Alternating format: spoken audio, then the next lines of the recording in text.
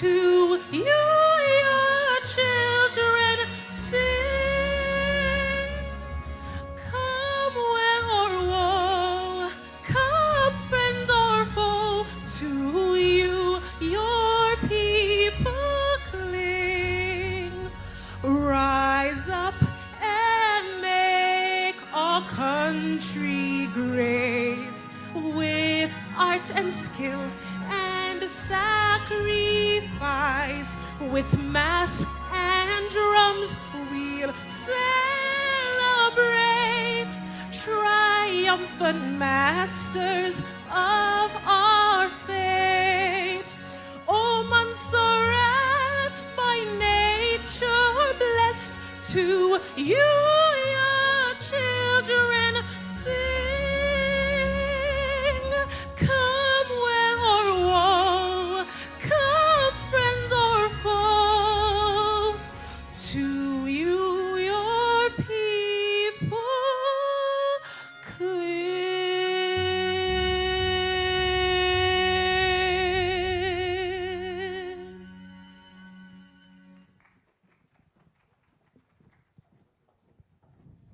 We now invite Pastor Shane McFarland to invoke God's presence.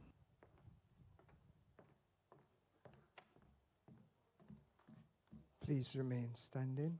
And while you're doing that, please permit me to read two scripture verses from Romans 13, verses 7 and 8.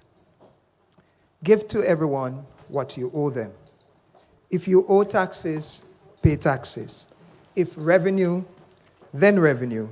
If respect, then respect. If honor, then honor. Let no debt remain outstanding, except the continuing debt to love one another. For whosoever loves others has fulfilled the law. Let us pray. Our kind, gracious, loving, and faithful Heavenly Father, we pause this afternoon as a nation to say thank you for your faithfulness. Thank you for your goodness. Thank you for your provision and your constant divine protection upon us as a people and as a nation. And so, Lord, as we gather here this afternoon, noting that the government would have recognized those who will be hereby honored this afternoon, who would have contributed to the development of this island in some way or another, we want to say thank you for them, Lord. And so, Lord, we further ask that you will be pleased to let your grace and your favor tabernacle with us this afternoon as we go through this ceremony. Lord, let there be no accident, no harm, no danger. But, Lord, we ask that you will take full control. And, Lord, while you're doing that and while we are here to celebrate with the honorees, Lord, that we will be mindful as a nation that there is coming a time when all of us will stand before you, Lord, to be honored or dishonored. So help us, Lord, that as we celebrate, that we will reflect on the reality, Lord, that will one day come to be, Lord, when you come back to earth. So again, as a nation, we pause to say thank you. Bless us all in this ceremony. In Jesus' holy and precious name we pray. Amen.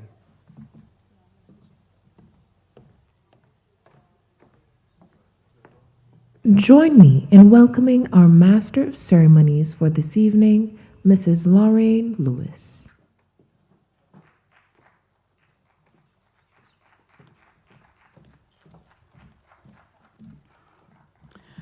Good afternoon, ladies and gentlemen. You may be seated. On behalf of the committee, I would like to apologize for a late start, but quite looking forward to the ceremony this afternoon. I'd like to first welcome to the stage the Emerald Shamiols, who will be presenting to everyone this evening.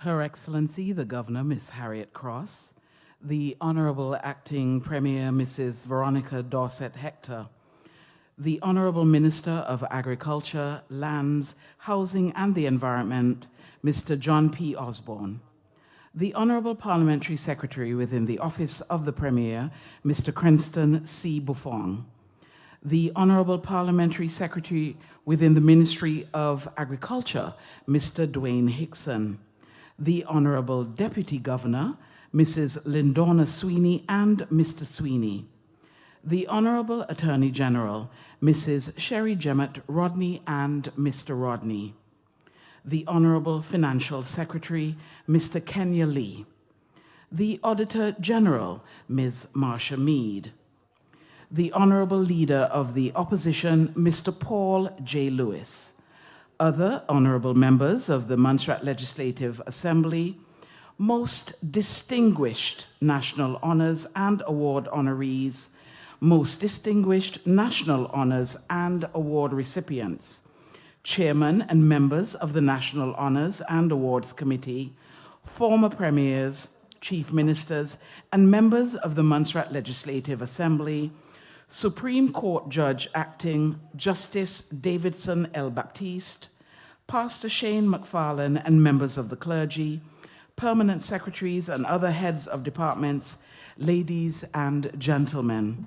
Welcome again to the 9th National Awards, Honors and Awards organized by the Office of the Premier to recognize and celebrate 131 persons for their selfless contribution and commitment to the development and advancement of Montserrat. The honorees will be presented with an insignia in the following categories: Order of National Hero, Order of Excellence, Humanitarian Awards, Order of Distinction, and Order of Merit. Following the citations, we will ask that all honorees make their way to the stage for the presentations. I will now invite the Honorable Premier Acting of Montserrat and Minister of Built, Mrs. Veronica Dorset Hector, to the stage to give some brief remarks.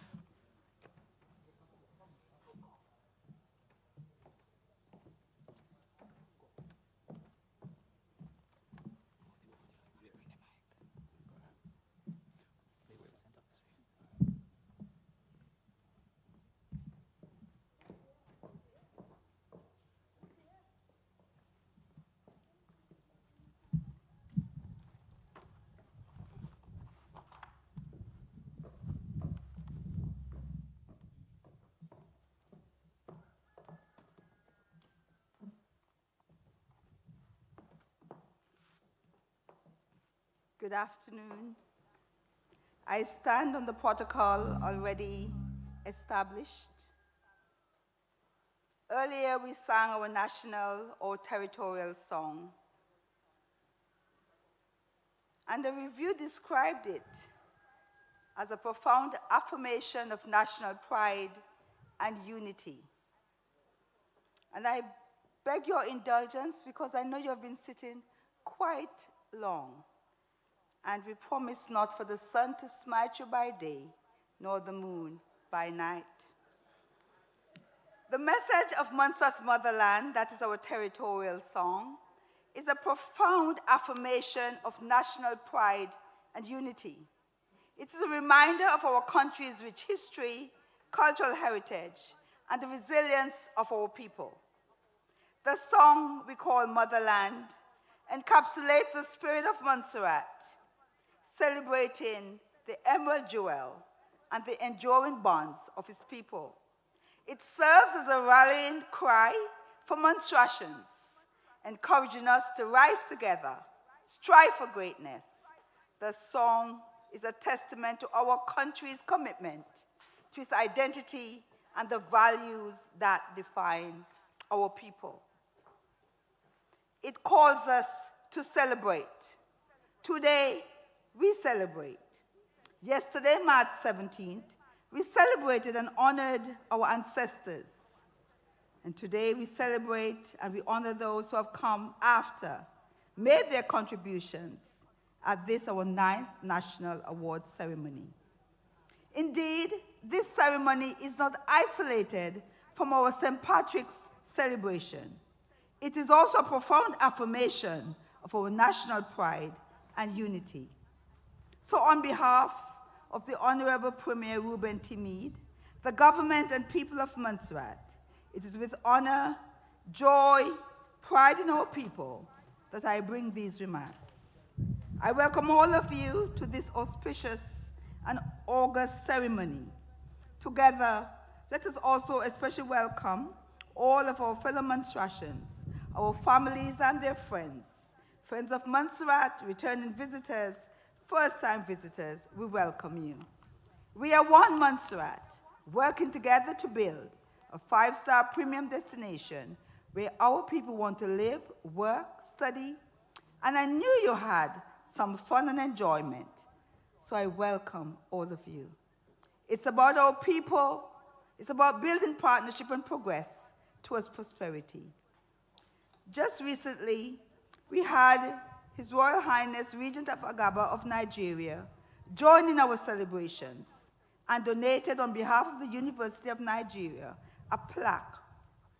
This plaque was in honor of one of our greatest figures in our history, Olawale Equiano, who was a slave here in Montserrat, and Igbo who bought his freedom and worked to free others through his advocacy and his writing. We continue to celebrate our ancestors who in 1768, you would have known, under peril of death, sacrificed their life so we could be free, so we could have this celebration today. We also recognize that through our St. Patrick's celebration, a woman birthed the St. Patrick's celebration, and the PLM government in 1985 designated March 17th a public holiday. That government was led by none other than the Honorable John Alfred Osborne of blessed memories. Lest we forget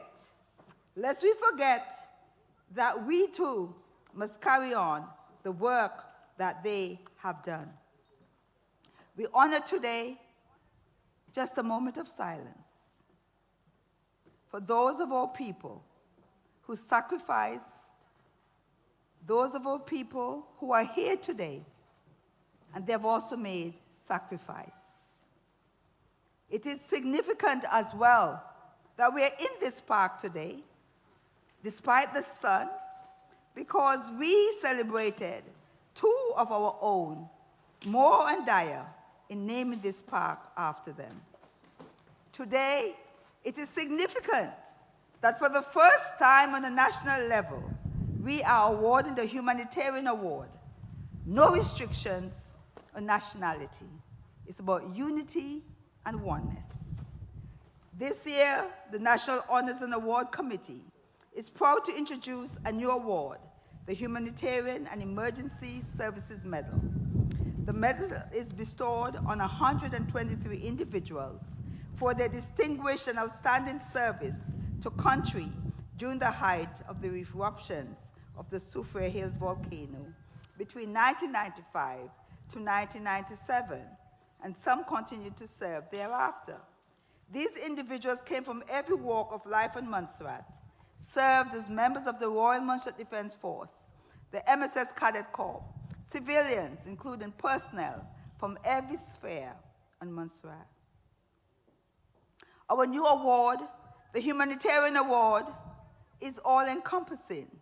It celebrates not just gifts and talents, but it also celebrates our compassion, humanity, willingness to serve, volunteerism, giving back.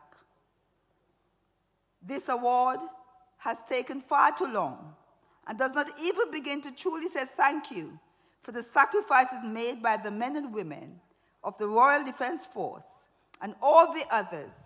You put your lives on the line. You faced many horrors even after the volcanic situation subsided.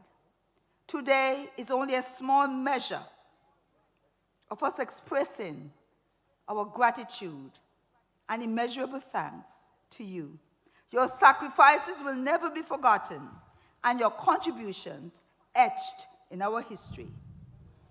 Today, we are also celebrating excellence. Today, we honor all of our recipients, and we say thank you for your contribution, and to your families and friends who would have stood with you. This being the 9th installment of the ceremony is a testament to the belief of the Office of the Premier, the government of Montserrat, and Monstratians, both home and in the diaspora, must be honored for their selfless contribution and commitment to the development and advancement of Montserrat. This belief is the foundation on which this ceremony is built. It is this commitment to service that has brought transformation and development for Montserrat. It is the dedication to service which has brought significant and continued changes to the lives of the people of Montserrat. The award is this afternoon. I want you to know you are no less exceptional in your dedication and have contributed to Montserrat in the areas of transformational leadership, economic and infrastructural development, visionary rebuilding efforts, public service, education, the arts, community service, providing linkages between Montserrat and the diaspora, religious outreach, agriculture, entrepreneurship, post-disaster and economic recovery, provision of public transportation, athletics, and the environment. Your contributions leave an indelible mark on the lives of Monstratians, whether here or in the diaspora. Today we celebrate, and I urge you that tomorrow we continue to respect and honor all of our awardees. For then will the next generation preserve and protect in order to enhance our future. Again, on behalf of the Honorable Premier, the Office of the Premier, the Government of Montserrat, and the National Honors Committee, I take this opportunity to salute and wish all awardees a deep-felt congratulations on being recipients at this year's ceremony. In celebrating you, we are celebrating us as a people. Let us live our motto, a people of excellence, molded by nature and nurtured by God. And as we are commanded to do, let us rise up and make our country great, with art and skill and sacrifice, with mass and drum. Today we celebrate triumphant masters of our faith. Our motherland, proud motherland, today your children raise your standard high, in toil and tears to serve you well, the emerald jewel from God's hands. Today we sing our land in harmony.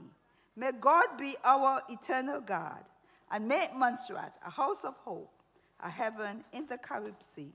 God bless all of our awardees. God bless Montserrat. God bless us all. Thank you so much for your time.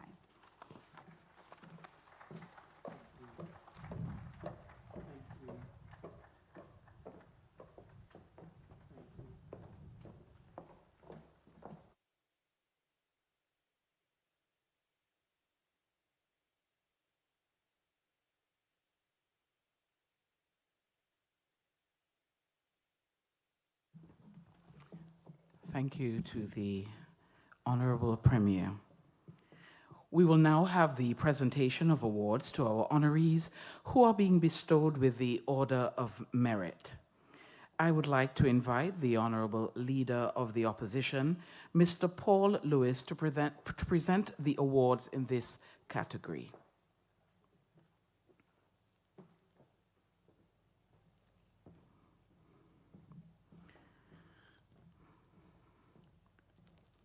Our first honoree this evening, Mr. Samuel Daly, is receiving the Order of Merit for his distinguished and outstanding service to the community, provision of public transportation, and provision of a dependable pickup and delivery Daly, service to Order of residents.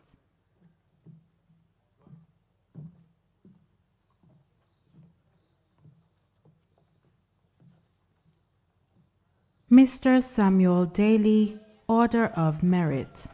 any survey of the provision of local bus transportation in Montserrat could not fail to highlight the distinguished service of Mr. Samuel Daly, also known as Peter White. Starting out as a taxi operator in the early 1980s, Mr. Daly was encouraged by a local businessman to branch out to bus operations. He obtained a small 7-seater minivan and then progressed to a 15-seater vehicle. He served with a difference, helping his customers to load their bags onto the bus and helping them offload at their doorsteps. He found great enjoyment and fulfillment in serving the Montserrat community, especially the elderly persons on his route. The grateful thanks at the end of their journey added fuel to his passion to serve his passengers with excellence, and he never looked back. He quickly became known for his dependability and courtesy as he served the route from Plymouth to Long Ground for over a decade, until the volcanic crisis rendered these areas uninhabitable. From time to time, he also assisted with school bus transportation to the eastern villages. After the evacuation of Plymouth and the eastern villages, Mr. Daly relocated to the north of the island and served the communities in the northern safe zone with the same zeal, courtesy, and reliability that he had become known for. Persons who used his bus service over the years recall that there was always order to transportation service provided by Mr. Daly. They particularly commended his professionalism, demeanor, and his style of dress. As a bus driver, Mr. Daly considered his bus to be his office, where he would be interacting with people all day. Therefore, he insisted he should be dressed appropriately for work at the office. It was quite remarkable to see a bus driver wearing a tie in Montserrat, even on the hottest days. Over time, always seeking to serve the country and community more efficiently, Mr. Daly attended training sessions and informative discussions and read books to develop his knowledge of the history and landmarks of Montserrat. This equipped him to provide briefings to his passengers about the various landmarks on island, which is especially helpful for visitors and tourists who board his buses. His ability to provide such briefings for his passengers, together with the attention he pays to his overall deportment, has earned him the nickname Montserrat Pilot. Over the 40 years, Mr. Samuel Daly has made a considerable personal investment in the transportation sector of Montserrat. His personally owned bus operations have expanded to a fleet of 4 public transport vehicles, including 2 30-seater buses. Through his operations, he is also able to provide part-time employment for other competent bus drivers. Mr. Samuel Daly stands out as a consummate professional. On a daily basis for over 4 decades, he has demonstrated a high level of commitment to the development of the local transportation sector on Montserrat and to excellence as a customer service provider. This sustained level of dedication and service deserves to be recognized with a national award from a grateful nation. I would now like to invite Mr. Daly to the stage.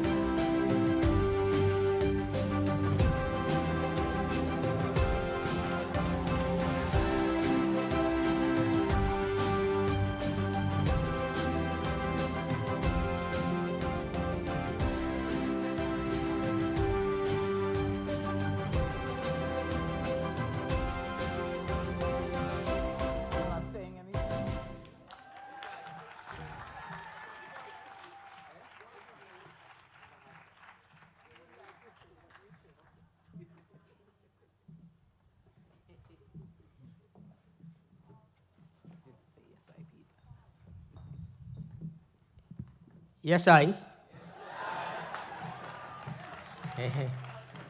Nice to be here. First, let me thank God for this moment. Without Him, I could not be here. Thank those who see it fit and the right time for me to be awarded. And I continue this job, will not stop. I will do it until I cannot do it anymore. Because I love it and I appreciate what I do. It's a pleasure. I cannot left without thanking Janet, my wife.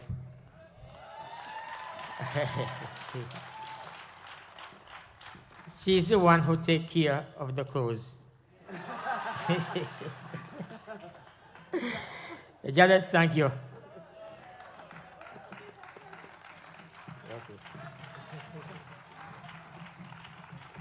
Yes, I, Peter.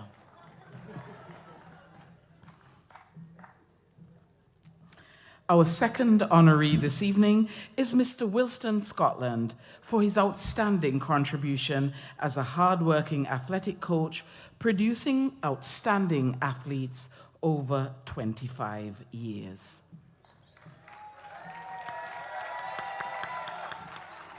Mr. Wilston Emmanuel Scotland, fondly known as Scotty or Coach, has made an outstanding contribution to sports development in Montserrat.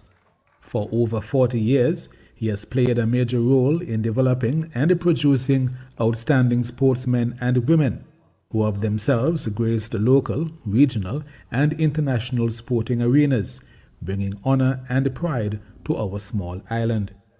As a young athlete himself, Mr. Scotland claimed victories in cricket as a fast bowler and athletics as a sprinter in primary school and right through secondary school to adulthood. Mr. Scotland's enthusiasm for passing on his experience, knowledge, and skills led him to voluntarily assist youth teams in his local village of Kinsale. After graduating from the Montserrat Secondary School, he embarked on a career in education, first at the Lees Primary School and for 12 years at the Plymouth Junior Secondary School and the Thompsonfield campus, teaching geography, mathematics, and later on physical education. Outside of his teaching duties, Mr. Scotland continued to pour his experience and skills into helping young athletes and cricketers. He also assisted many persons as a personal trainer in a local gym during the early 1990s. With his developing experience and confidence in sports coaching, Mr. Scotland grabbed opportunities to enhance his natural talent, earning professional Level 5 certification in athletics from the Regional Sports Development Center in Puerto Rico, majoring in sprints and hurdles. He officially transferred to the sports department in 1998 as a sports coach and was appointed as a sports officer in 2020. Mr. Scotland's passion for the development of athletics and cricket talent of young people in Montserrat knows no bounds. Despite receiving offers to work in other countries, he has been committed to local development. He is always on the lookout for youth with sporting talent and goes the extra mile to help develop their talent, recognizing with the right skill and attitude they could eventually use their sporting talent to make a living. Numerous young people have benefited from this passion, and some young cricketers went on to gain sports contracts at the regional level, and some even excelled internationally. In addition, he has assisted in opening doors to regional and international championship athletics opportunities for a number of local male and female athletes, from arenas in the Leeward Islands to major events as far away as Japan and Australia.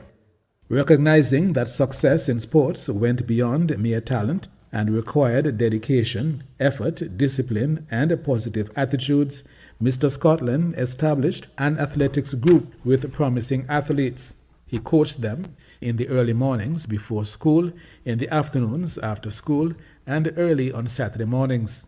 Furthermore, Mr. Scotland recognized the superb sporting talent of some non-Montserratian youth, mainly from CARICOM countries, who had migrated to Montserrat with their parents. These young non-nationals living on Montserrat were unable to represent Montserrat at regional and international events due to international sporting regulations on nationality. This limited their opportunity to develop their talent further unless they were part of an official sports club. So Mr. Scotland formed Track Alliance, which enabled club members, both national and non-national, to participate in club competitions regionally and internationally. Through his dedication and commitment to helping young people to develop their sporting talent, Coach Scotland has touched the lives of hundreds of youth in Montserrat and propelled the sporting careers of several. It has been a labor of love. His coaching goes beyond the techniques of sport, emphasizing good nutrition, regular exercise, adequate sleep, positive attitudes, and mental and emotional health. He has laid the groundwork for lifelong healthy habits of our youth, key factors for personal and professional growth and success. Furthermore, Mr. Scotland has demonstrated through his own physical challenges that with determination and a positive attitude, our youth can also learn to adapt, overcome challenges, and achieve their dreams. For his exceptional service in the development of the people of Montserrat, Mr. Wilston Emmanuel Scotland merits a national award. Mr. Wilston Emmanuel Scotland, fondly known as... I would now like to welcome to the stage Mr. Wilston Scotland.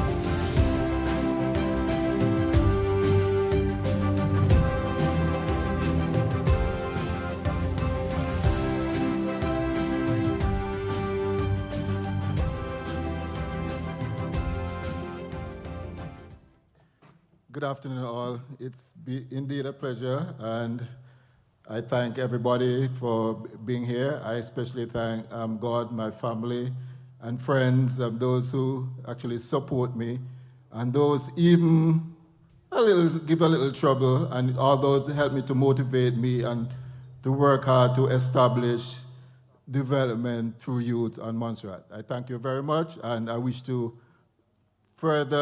continue as long as I can. Thank you.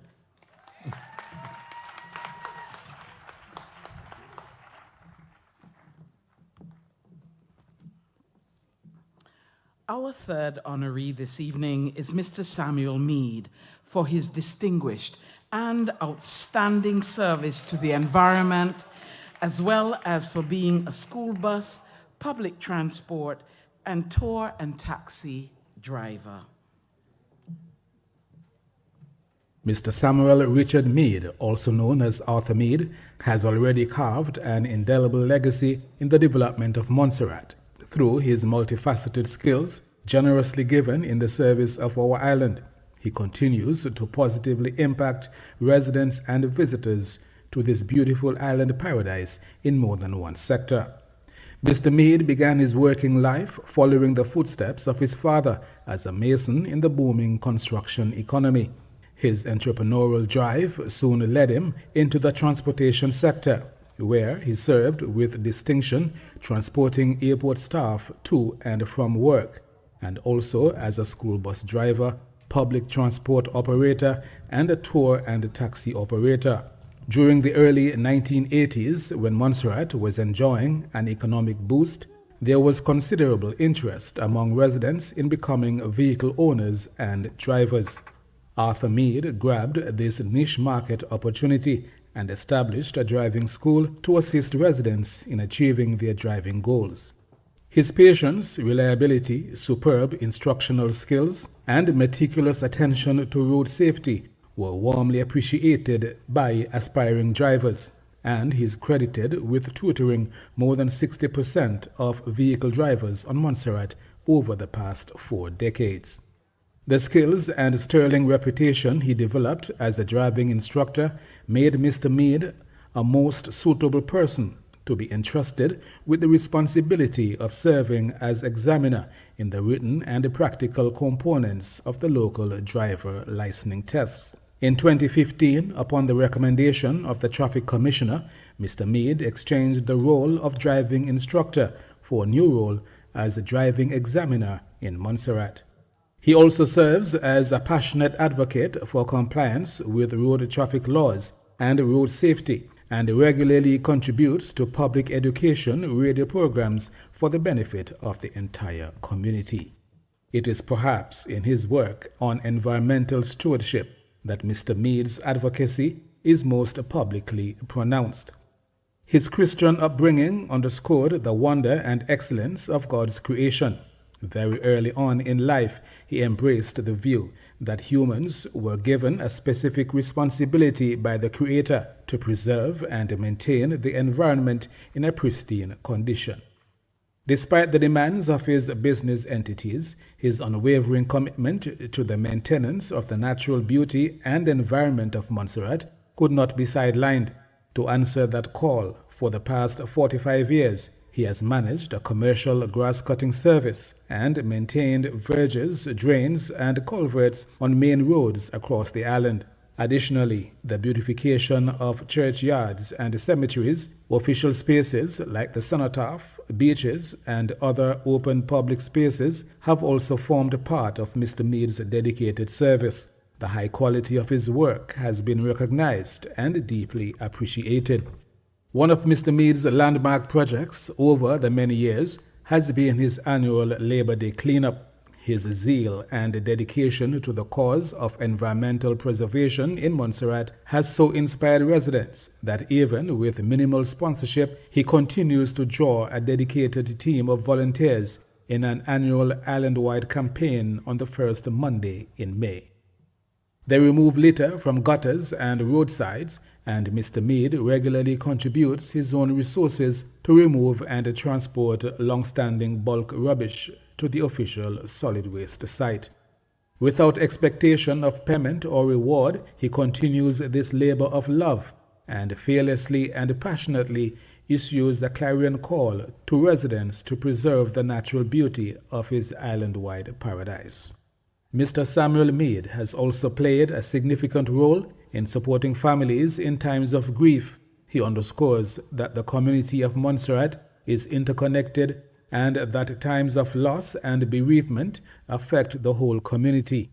For multiple decades, he has supported grieving families through his contribution as a musician to pre-funeral wakes, leading the gathered family and friends in singing songs of hope and comfort. He feels honored and humbled to be able to provide such emotional support and spiritual therapy to the communities of Montserrat. Samuel Arthur Meade attributes any achievements of his to the inspiration, love, and encouragement of his family and his network of support both in and outside of Montserrat. His zealous service to the development of Montserrat and his fearless advocacy for the protection of its environment for present and succeeding generations of Montserratians have been both consequential and outstanding, and are truly deserving of a national award. Mr. Samuel Richard Meade, Order of Meade. I would now like to invite Mr. Meade to the stage for his presentation of his award.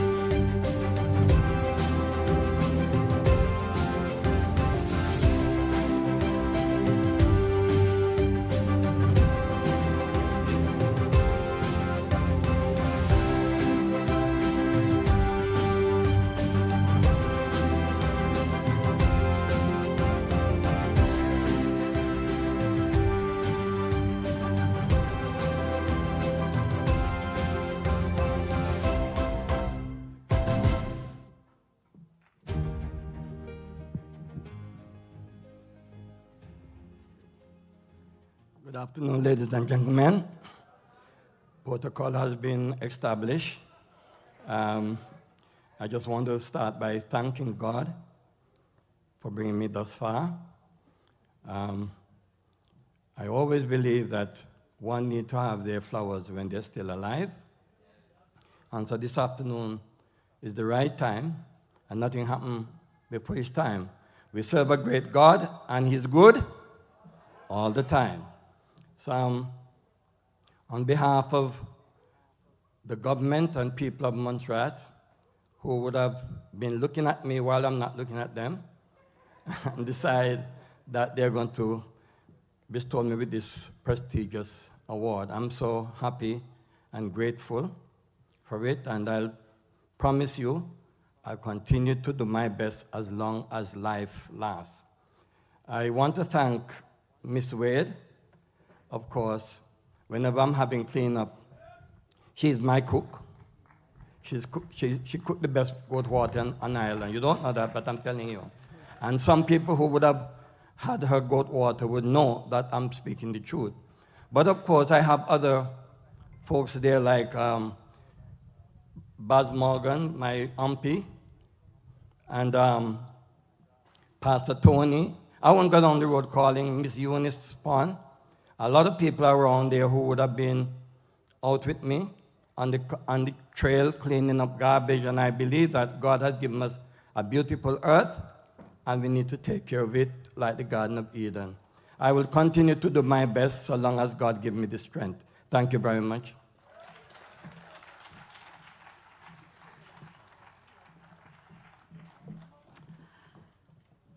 I'd like to thank the Honorable Lewis for presenting the first set of awards. Our first item this evening by the Genesis Steel Orchestra. The Genesis Steel Orchestra is a community-based steel pan group on Montserrat, established in 2012, and who proudly contributes to the island's long-standing tradition of steel pan music.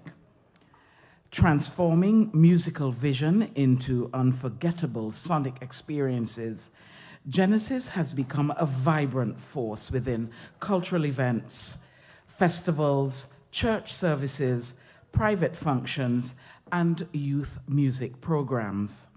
Blending tradition with innovation, the group plays a key role in sustaining and revitalizing Montserrat's steel pan heritage. Known for their energetic performances and strong commitment to musical education, Genesis continues to inspire young musicians while creating moments that resonate long after the final note. More than performers, Genesis Steel Orchestra helps shape the future of pan music on the island. Ladies and gentlemen, Genesis Steel Orchestra.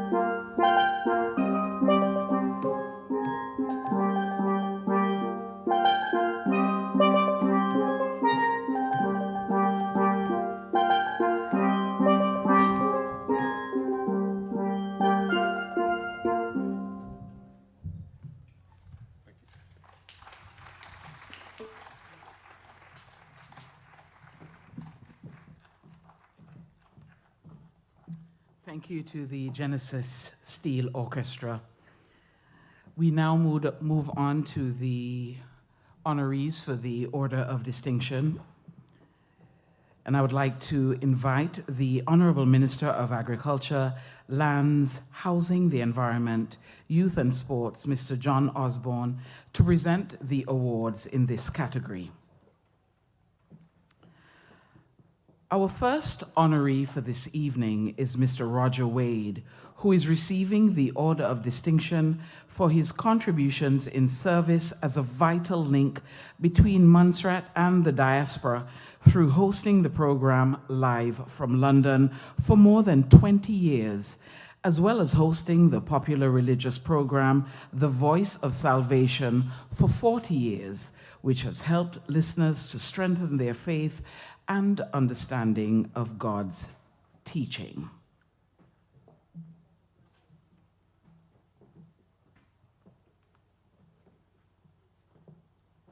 Mr. Roger Wade, Order of Distinction. For 36 years, Pastor Roger Wade has hosted the popular religious program The Voice of Salvation on Radio Montserrat.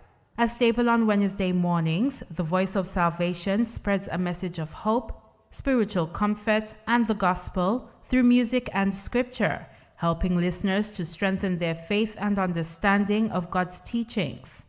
Pastor Wade's sharing of his faith truly resonates with listeners. For more than 27 years, Pastor Roger Wade has been the host of the radio program Live from London, a show that provides a fundamental link between Montserrat and the diaspora.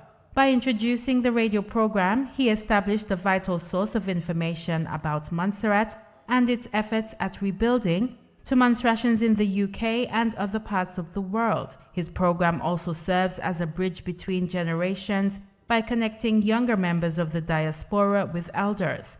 Furthermore, Pastor Wade provides a platform for sharing our cultural heritage, fostering a sense of community, and creating a shared cultural memory. With these programs, Pastor Wade has proven to be an inspirational leader whose tireless efforts to uplift others and have created a positive and lasting impact. Although moving to and living in the UK for more than 28 years, Montserrat is still his heart. He has selflessly devoted his time and efforts without financial reward or benefits to bring Montserratians together in a single space to share ideas, memories, and keep hope alive. In the wake of the 1995 Soufriere Hills volcanic eruption that devastated Montserrat, Pastor Wade has played an essential role in helping Montserratian evacuees in the UK rebuild their lives. Through his church, he brought hope beyond suffering, offering spiritual comfort, and provided crucial practical assistance for the many who were displaced. His current congregation is predominantly Montserratians, making it a church home for all Montserratians who visit London. Pastor Roger Wade's ministry was well known in Montserrat before he joined the volcano displaced in London. Starting anew there was not easy, but by God's grace, he did so with the tenacity for which he is known. Before leaving, he had established an indelible foundation in building the Faith Tabernacle, a sanctuary put to various uses for the people of Montserrat at the height of the volcanic crisis. This church continues to be a vital location. Mr. Roger Wade, Order of Distinction. For 36 years, Pastor Roger Wade has hosted the popular religious program The Voice of Salvation on Radio Montserrat, a staple on Wednesday morning. I would now like to welcome to the stage the Honorable Minister. And I'd also like to welcome Pastor Peter Buffon, who will be receiving the award on behalf of Mr. Wade.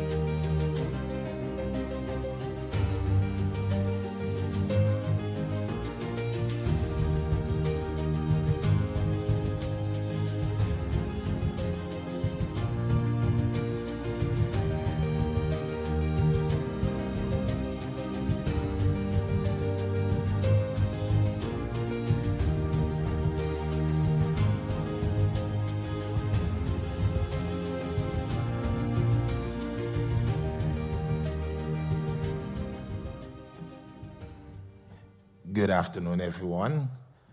On behalf of my brother, Pastor Roger Wade from Happy Hill, which I tried to get him to come here to accept this award for himself, but circumstances beyond his control. So I want to say to the government and people of Montserrat, thanks on behalf of my brother, Pastor Roger Wade.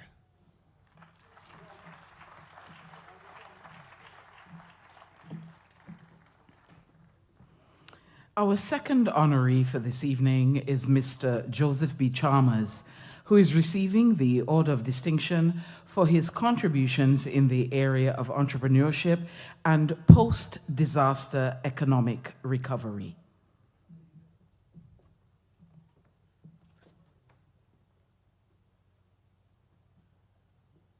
Mr. Joseph Beresford Chalmers stands as a model of what it means to serve a nation with humility, vision, and lasting impact. His life's work exemplifies the spirit of the Order of Distinction, which is awarded to Montserratians who have given distinguished and outstanding service or made a remarkable contribution at the national level. In both the economic and social spheres, Mr. Chalmers had done just that, shaping not only Montserrat's post-volcano recovery, but also the character of generations to come. He was the top student in the Montserrat Grammar School, now MSS class of 1963, in the London and local exams, and in 1969 he received a scholarship from the Canadian International Development Agency to study electronics in London, Ontario. He worked at the Big RA Radio Antilles as a technician before and after studies in Canada and branched into his own business in 1974. Mr. Joseph B. Chalmers is an extraordinary entrepreneur. He became one of the first Radio Shack franchise dealers in the Caribbean, aside from Trinidad and Tobago and Puerto Rico. Prior to the eruption of the Soufriere Hills volcano, Mr. Chalmers operated a thriving business in the southern part of Montserrat. Like many, he suffered significant personal and professional losses during the crisis. However, he did not turn away from Montserrat's challenges. Instead, he made the bold and commendable decision to reinvest and re-establish his business in the north, at a time when confidence in the island's economic future was deeply shaken. His investment brought stability, created employment, and helped to renormalize life in a fragile and uncertain post-disaster environment. His contribution in this regard was not only to commerce, but symbolically a statement of faith in Montserrat's future. Mr. Chalmers' service, however, cannot be measured by business success alone. For many years, he gave of himself in an entirely different but equally critical way, as a quiet mentor and father figure to scores of boys on the island. Without title or recognition, he led a long-standing, self-funded, informal boys' club, providing guidance, structure, and brotherhood to youth who may otherwise have been adrift in a post-disaster context of loss and social disruption. Using his own vehicle and resources, Mr. Chalmers would take boys camping, on hikes, beach outings, engage them in cricket and cultural explorations across Montserrat. He invited in guest lecturers to speak on topics that would encourage the boys to grow into men of integrity. These activities were far more than leisure. They were about building character, strengthening community ties, and installing an appreciation for Montserrat's natural heritage and identity. He offered stability, accountability, and moral grounding, all without any formal program or funding. In the words of one of his mentees, he showed us that change starts small by consistently showing up, listening, and sharing nature, culture, and wisdom.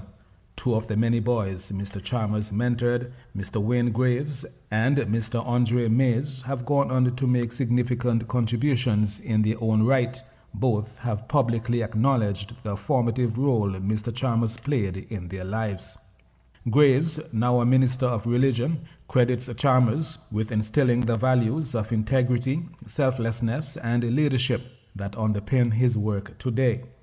He said, quote, Beresford's influence has touched countless lives, not only through his professional contributions, but also through his kindness, encouragement, and example of leadership.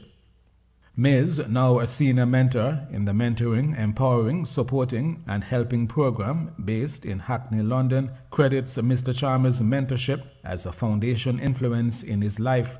The program was established by Reverend Dr. Ruthlyn Bradshaw and supports young men at risk of exclusion, poverty, or involvement in the criminal justice system. Andre's work reflects the values instilled in him by Beresford Chalmers: consistent, present, moral guidance, and the power of shared experience.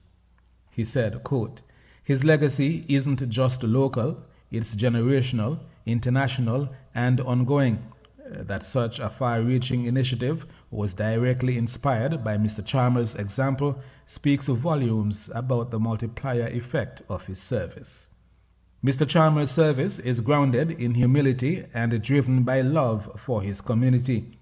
His consistent investment in Montserrat's people and economy, particularly at a time of national hardship, is undeniably worthy of national honor. He exemplifies the best Montserratian values: resilience, generosity, quiet leadership, and service without condition.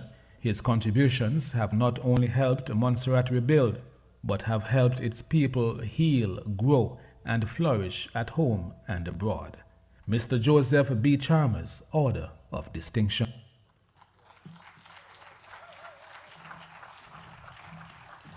I would now like to welcome to the stage Mr. Joseph B. Chalmers.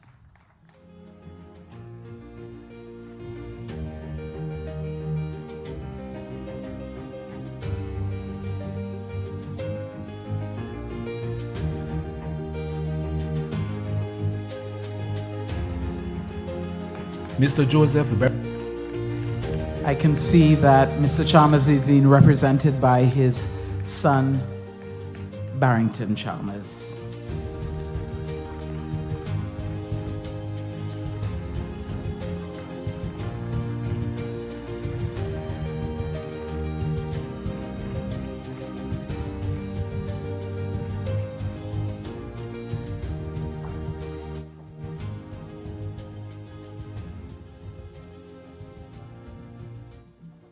Good afternoon, Montserrat. On behalf of my father, I would like to express my deep gratitude for this honor to my father. He could not be here this afternoon because of circumstances beyond our control, but I know that he is watching. I know he's listening, and I just want to publicly say to him how extremely proud I am of him as his son. He taught me many values that I cherish. Courage. I can never forget during the darkest hour of the volcanic crisis when we had lost almost everything in town. He spent what little he had to rebuild in the north. When many people would have given up, he pressed forward. He taught me perseverance, courage, strength, hard work, and I thank him. I believe that he would like to thank, first of all, speaking for him, I believe he would like to thank God for his mercies, for his favor, for his provision. He would like to thank the three women in his life, his mother, Mrs. Ruth Chalmers, my mother, who is in the audience today, Mrs. Ethelyn Chalmers, and he would like to thank his daughter, Julie, who has been a pillar of strength for him during these difficult times. And finally, I would like to thank, on behalf of our family and my father, I would like to thank all of Montserrat for their support in our business, in all of our transactions, in our church family. We could not have accomplished any of this without you. Thank you. God bless. Thank you. Thank you. Our third honoree for this evening is Mr. Claude Brown, who is receiving the Order of Distinction for his distinguished and outstanding contributions in the field of agriculture. Mr. Claude Brown, Order of Distinction.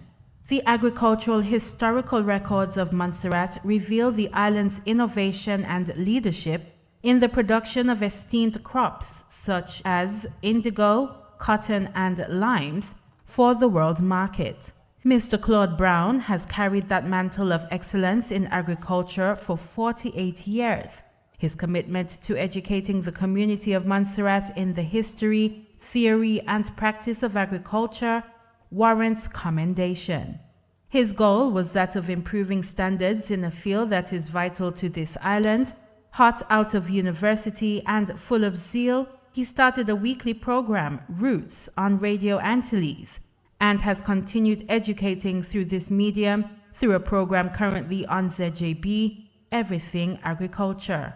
Mr. Claude Brown started his career as an agricultural officer in the Department of Agriculture, Montserrat, and later was appointed Agricultural Development and Agricultural Advisor. He also served as country officer in Grenada for CARDATS, the Caribbean Agricultural, Rural, and Development Advisory Training Services.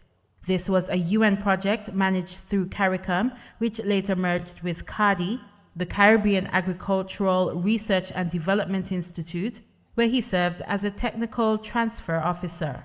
This regional organization, headquartered in the University of the West Indies at St. Augustine, Trinidad, is rooted in the Imperial College of Tropical Agriculture.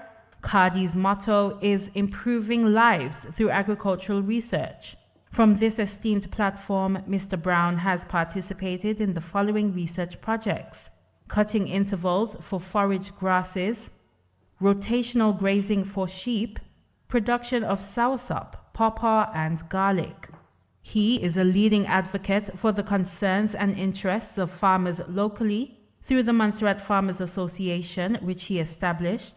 The organization was formed during the volcanic years when many farmers had to make significant sacrifices amidst unaccustomed circumstances, including dislocation, inaccessibility of agricultural land, and competing needs of family, and a reduced market for their produce.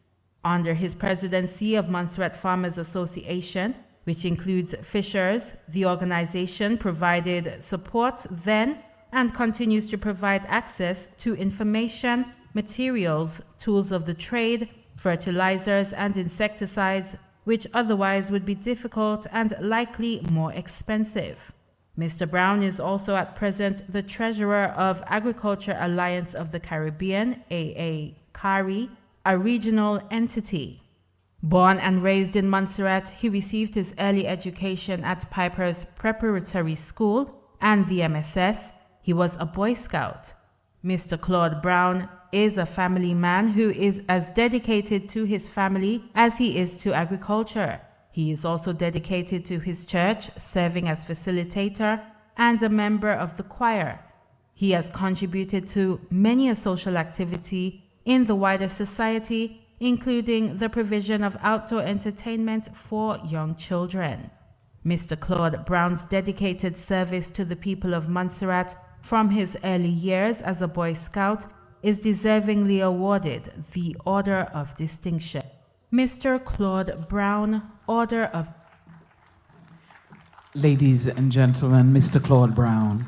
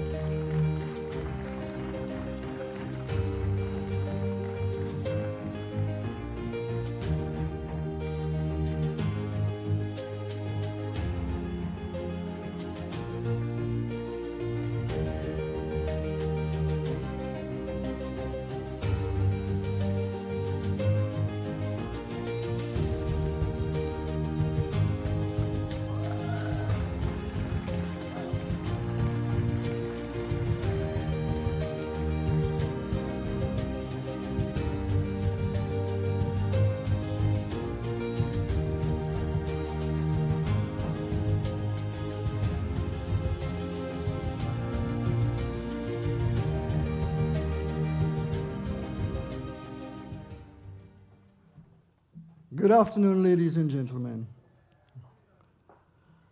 I am not really one who work for awards. I work because I feel I have to do it. It comes from my heart.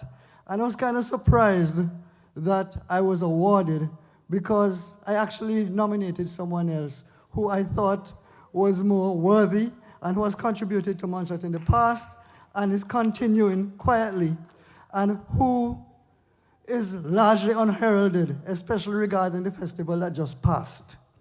But that is a conversation for another time. I have received this, and I was given the option of taking it or refusing it. And my family said, take it. And I was wondering, but a farmer was there when I got the letter, and they all told me, take it. And now, over the past 3 hours, the kind of messages I've been getting on my phone, I realized that I did the correct thing. So I'm taking this on behalf of the farmers and the whole agricultural industry. And I'd like to thank, most of all, my family. Without them, I sometimes think, well, maybe sometimes I'm spending too much time, people calling me from all over, even though I'm retired. They have stood by me, and they have really encouraged me. I also like to thank all the farmers here and in the wider Caribbean, especially those members of ACARI, the regional group which I'm in. And I'd like to thank the National Awards Committee because they have brought my family together. It's the first time all of my family has been here together since Enver's graduation. So I thank them very much for that, and that I'm happiest mostly for. So on behalf of my family and I, and the farmers of Montserrat and the Caribbean, I humbly accept this award.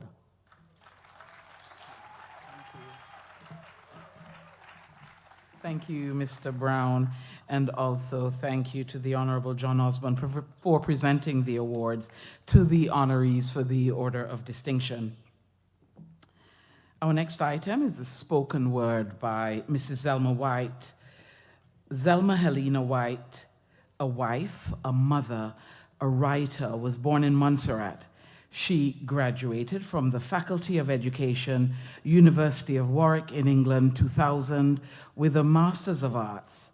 She worked for approximately 35 years in education with the government of Montserrat as a teacher and administrator. She has been an accredited preacher for the Methodist Church in the Caribbean and the Americas since 1994, and became a member of the Toastmasters International in 2021. She also served as an executive member of the Montserrat Union of Teachers. Ladies and gentlemen, please welcome to the stage Mrs. Zelma White.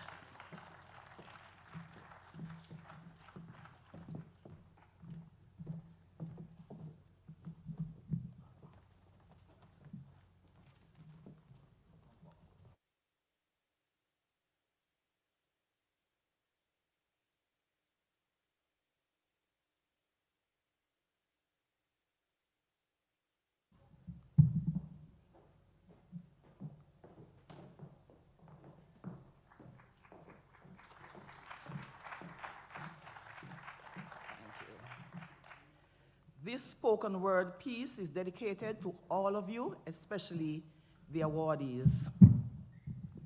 It is titled, Me, Proud of You. And for our diverse audience, we say, I am proud of you.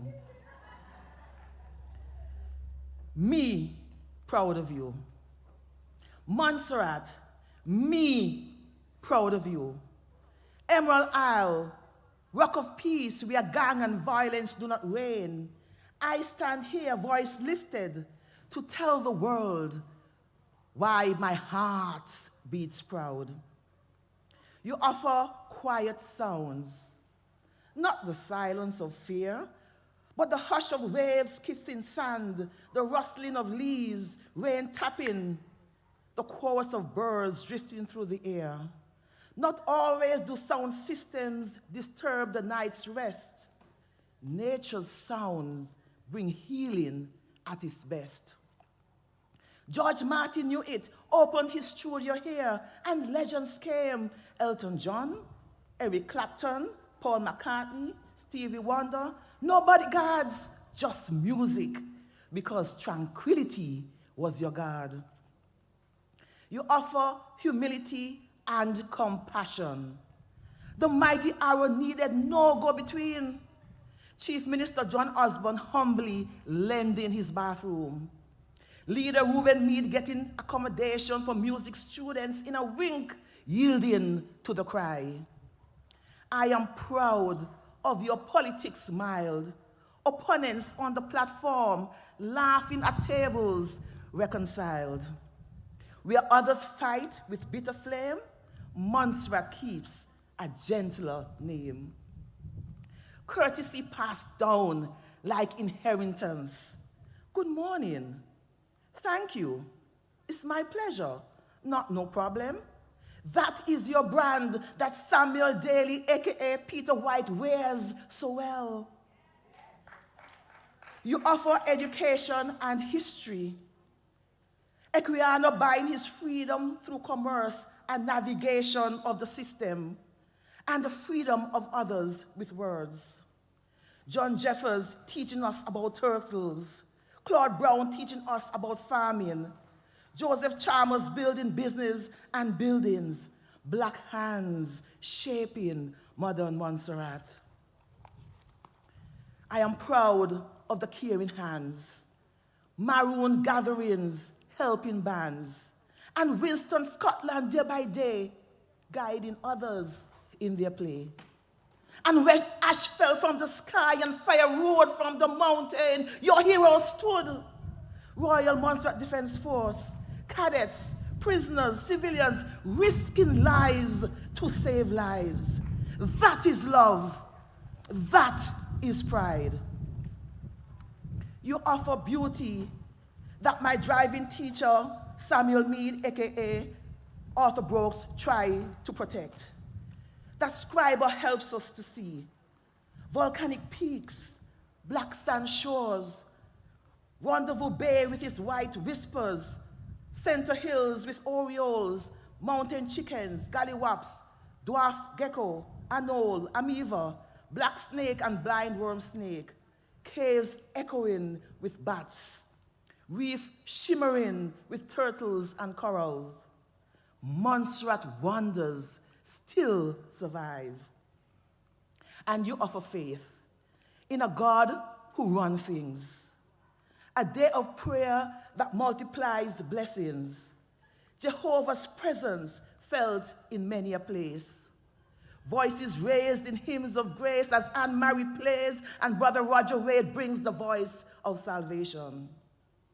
From humble roots to proud heights, Montserrat bows and rises stronger, building new hospitals and three-lane path, trusting in Jehovah's guidance. So I ask you, why are you proud of Montserrat? I'll tell you why. Because Montserrat is peace, Montserrat is humility, Montserrat is history, Montserrat is beauty, Montserrat is faith. Montserrat, me proud of you. Montserrat, me proud of you. Montserrat, I am proud of you.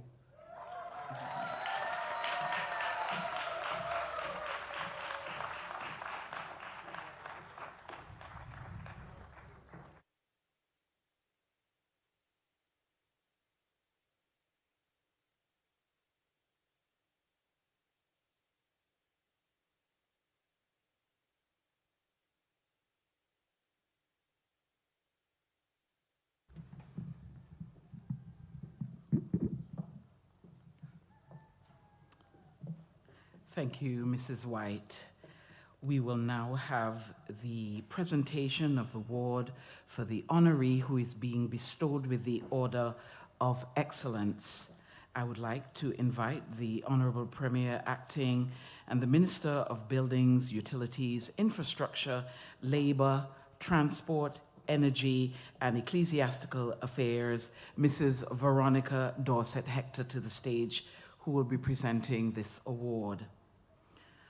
Our only awardee in the category of individuals to be awarded is Miss Anne-Marie Dewar, who is receiving the Order of Excellence for her service in the field of education, the public service, the arts and community service.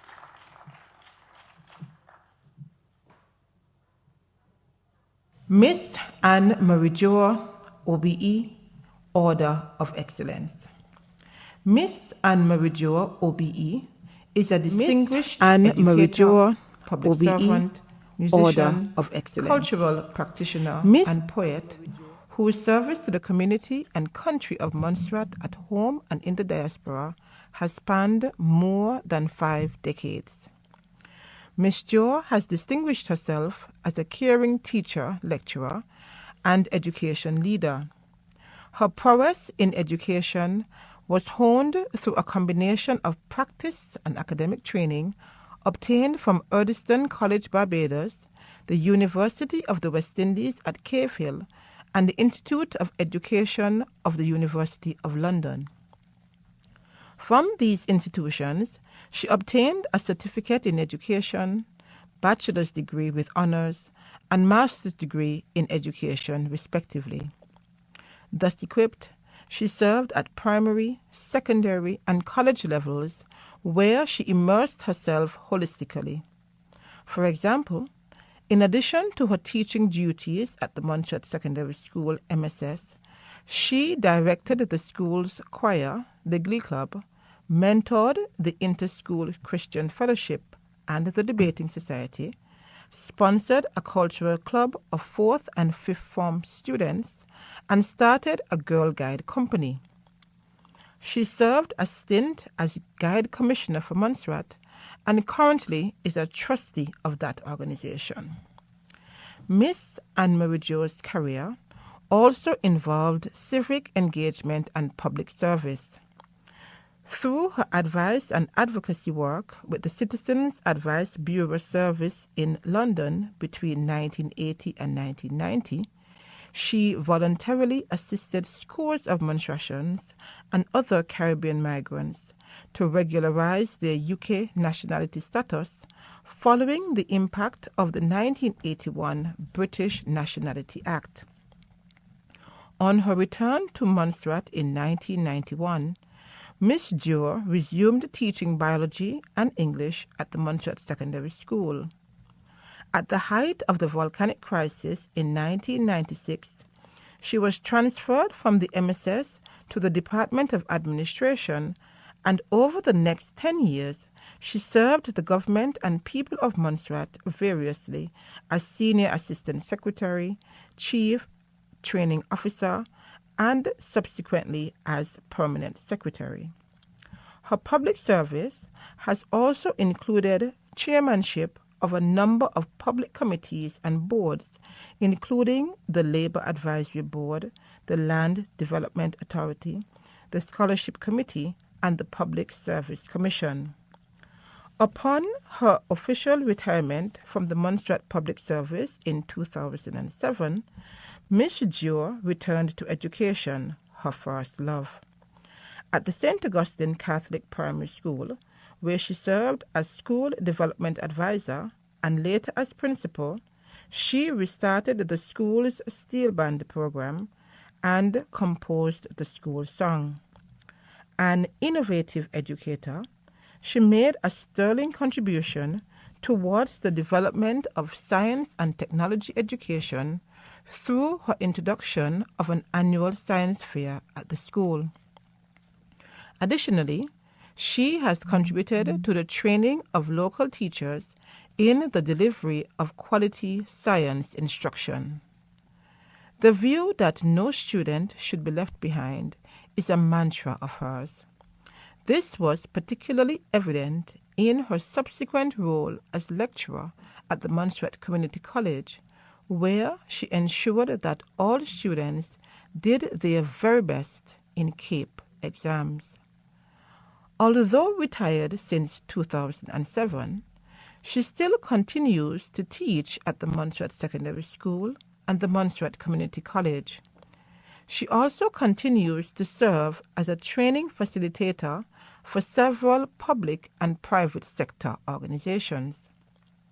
Ms. Jo's contribution to the arts, the preservation of Montserrat's heritage, and the building of national pride are as immersive as her contributions to education. In 2003, she successfully led the project to establish a Montserrat national dress. An outstanding member of the Emerald Community Singers in the late 70s, she went on to become director of the choral group Voices, the Faith Tabernacle Pentecostal Church Chorale, and the Anglican Parish Choir, as she continues to assist the Aliogana Singers of London in repertoire building. As a skilled musician, Miss Jo has assisted several churches and community groups as choral tutor, piano accompanist, and organist. She currently serves as organist at the St. James Anglican Church. Miss Jo is an author and nation language poet whose published work include Wamamise, a collection of poetry written in the Montreal language, and God's Plans Were Better, a memoir detailing her life experiences. As a member of the theatre groups Plenty Plenty Yak Ya Ya and the Silk Cotton Theatre Group, she has variously acted, assisted in stage management, and sewed costumes. With her excellent sewing skills, she has also produced costumes for the Emerald Shamiols and the Cogerhead and Davy Hill masquerade dancers, as well as for several Festival Queen contestants and festival troupes. Miss Jo is a Rotarian and lives by its motto, Service Before Self, as she continues to serve the community of Montserrat with zeal and dedication. In 2006, she was recognized by Her Majesty the Queen, who bestowed upon her the award of Officer of the Order of the British Empire, OBE, for her service to Montserrat. This evening, the government and people of Montserrat honor this outstanding citizen of Montserrat with the Order of Excellence for decades of exemplary and stellar service to our beloved island. Ladies and gentlemen, please welcome Miss Anne-Marie Dewar.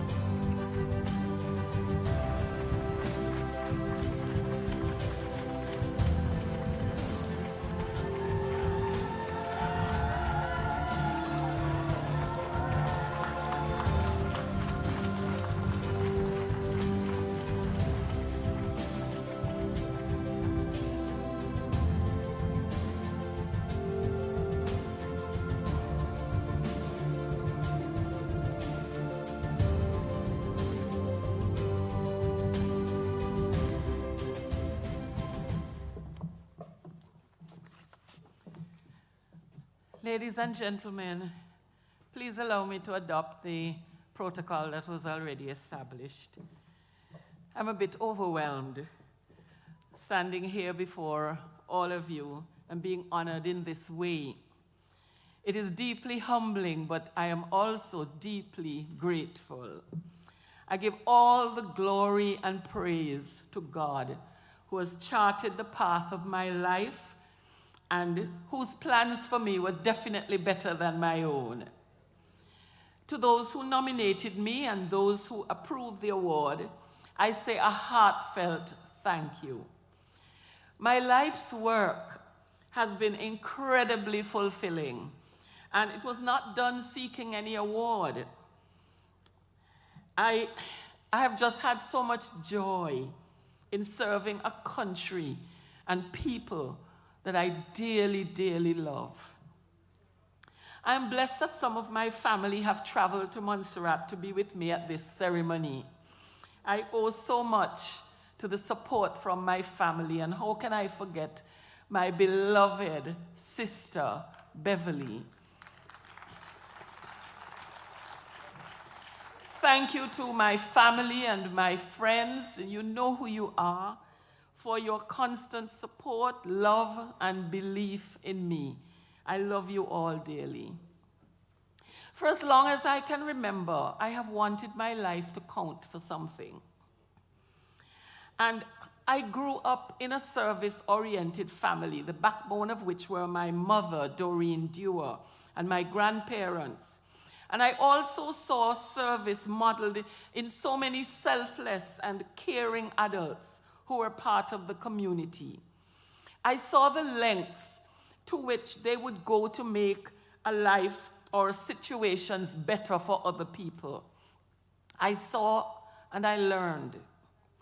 As an adult, I have stood on the shoulders of superb mentors like Roel Francis, Claudia Roach, and Elaine White Samuels, the late Alfreda Mead, Sir Howard Fergus, Lazelle Howes, and Edith Bellot Allen. And I accept this award on behalf of all of these stalwarts who mentored me, guided and encouraged me, rebuked and challenged me, and inspired me to be the best that I could be. To my church families, and I must say families because I am blessed to serve a number of churches, my colleagues in education, cultural development, especially the choral group Voices and Emerald Community Singers, and in the wider public service, and the myriad students that I have taught in schools from primary to college. All of you have played a tremendous part in my development. And you know, after 56 years, I still love teaching with a passion. I have high hopes and dreams for success for each and every one of my students and for all the children of this beautiful island where God has placed me to serve. I extend heartfelt congratulations to all the other awardees this evening, and I wish you God's abundant blessings and renewed strength. Let us all continue to serve the community of Montserrat and preserve its culture with energy, loyalty, and national pride. Thank you very much.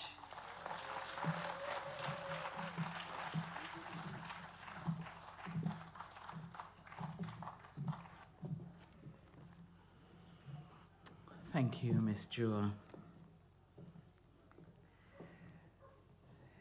We're now going to have a musical rendition by Inistia Mawson. Inistia Mawson, a multi-talented 12-year-old, was born on June 27, 2013. She's a spelling bee champion and a calypso rising star, following in the footsteps of her father, The Voice. Inistia has captured first runner-up in 2024, and then the top spot in the 2 junior calypso shows of 2020-25 and 2026, and was also crowned the first junior soca monarch.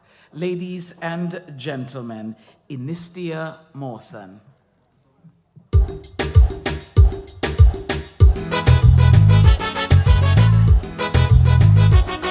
Barum pum barum pum barum pum barum pum barum pum barum pum barum pum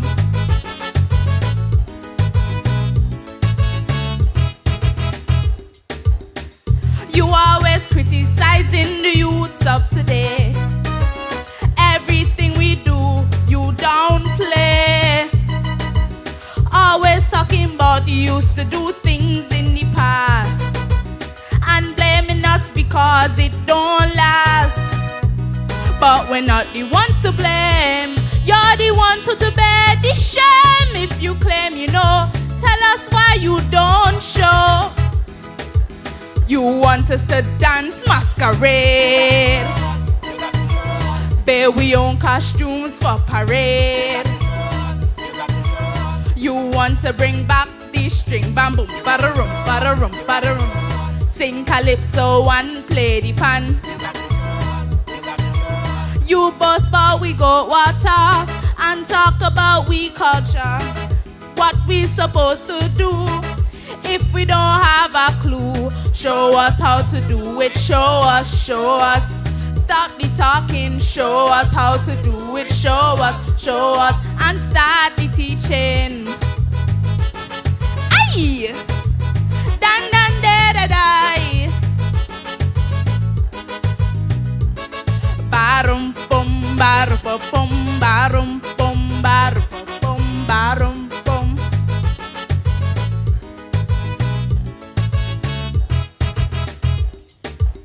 Every day you talk, it's the same refrain.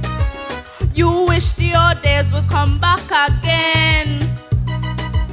But you are the ones who gave us technology. Now we're using it, you're not happy. So why don't you show us the way to keep us from going astray, so that we culture is safeguarded for we future. You want us to dance masquerade, bear we own costumes for parade. You want to bring back the string bamboo, ba-da-rum, ba-da-rum, ba-da-rum. Sing calypso and play the pan, biddy biddy biddy biddy biddy biddy. You boast about we go water and talk about we culture. What we supposed to do if we don't have a clue? Show us how to do it, show us, show us. Stop the talking, show us how to do it, show us, and start the teaching. Aye! Dan dan da da da. Barum bum barum bum barum bum barum bum barum bum.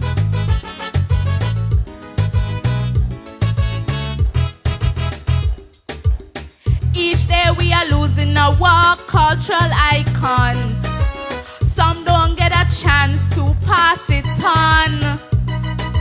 So now's the time for you to make haste, to put better learning systems in place, so that we can ensure that our culture can endure any diversity that threatens our history. You want us to dance masquerade, bear we own costumes for parade. You want to bring back the string band, ba-da-rum, ba-da-rum, ba-da-rum. Sing calypso and play the pan, biddy biddy biddy biddy biddy. You boast about we go water and talk about we culture. What we supposed to do if we don't have a clue? Show us how to do it, show us, show us. Stop the talking, show us how to do it, show us, and start the teaching. Aye! Dan dan da da da. Barum bum barum bum barum bum barum bum barum bum barum bum. Thank you.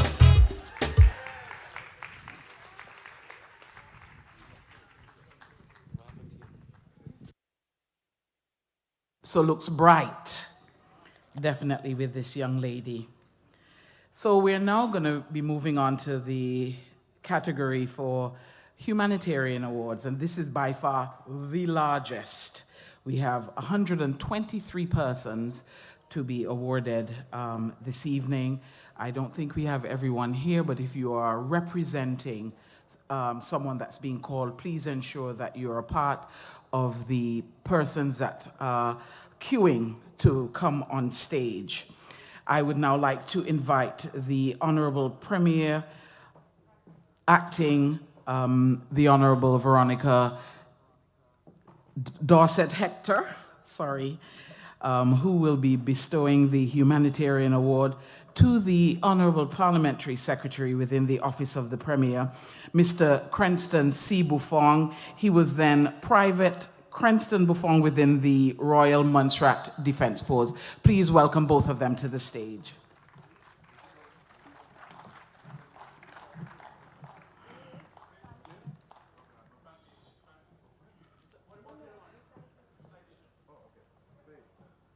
Humanitarian and Emergency Services Medal.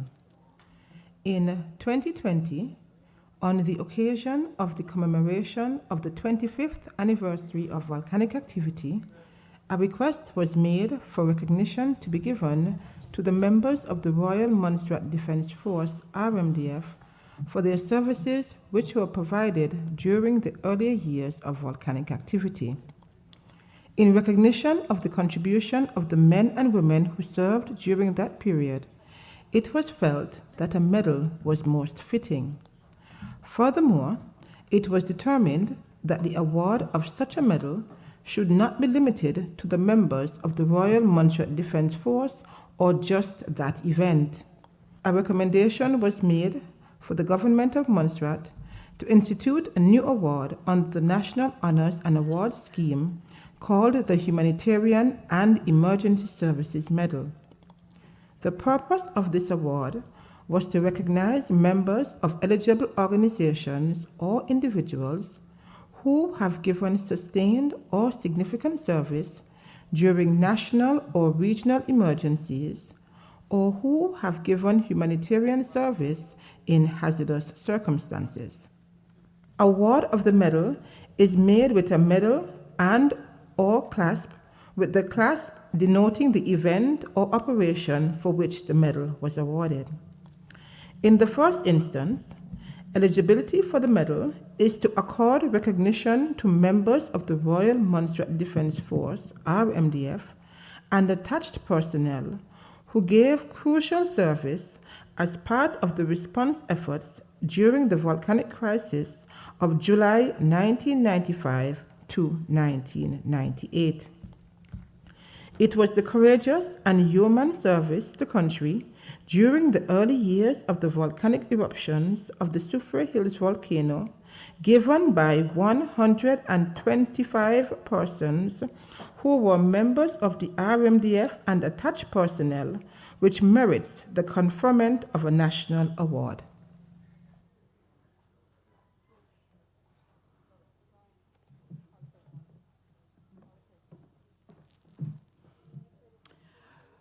Under the Royal Montserrat Defence Force, we have Major Joseph G. Lynch, Major Michael Dewberry.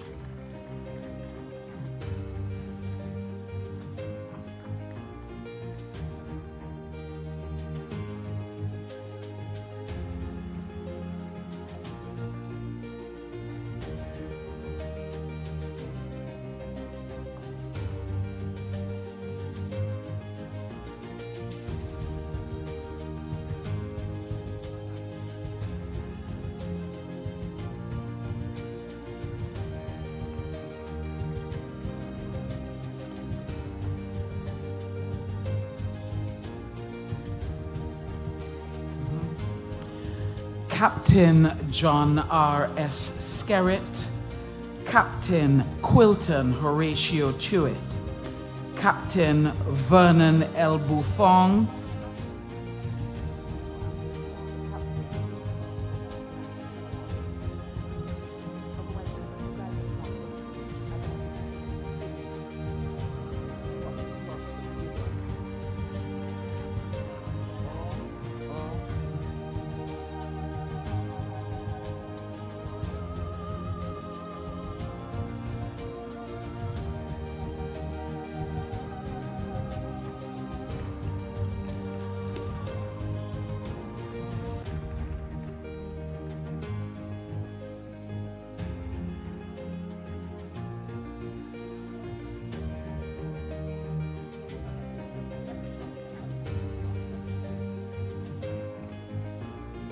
Representative Captain Quilton Horatio Tuet.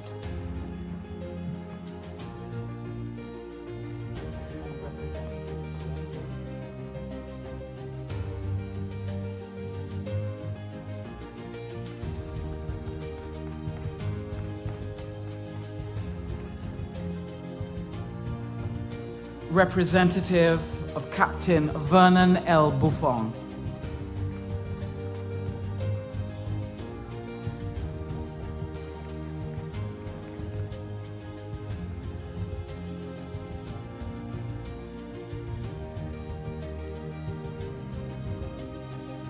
Captain Peter W.A. White.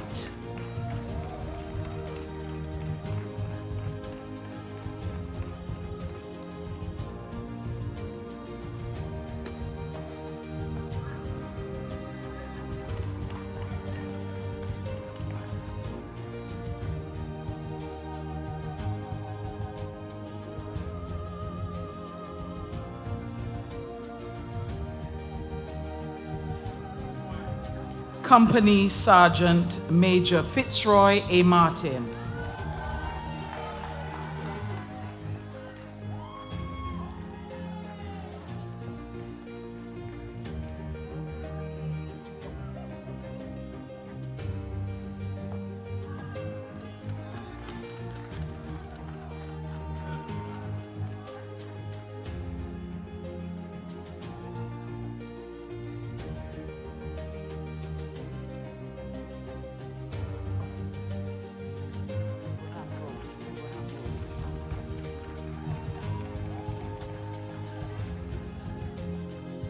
Company Quartermaster Sergeant Albron Semper.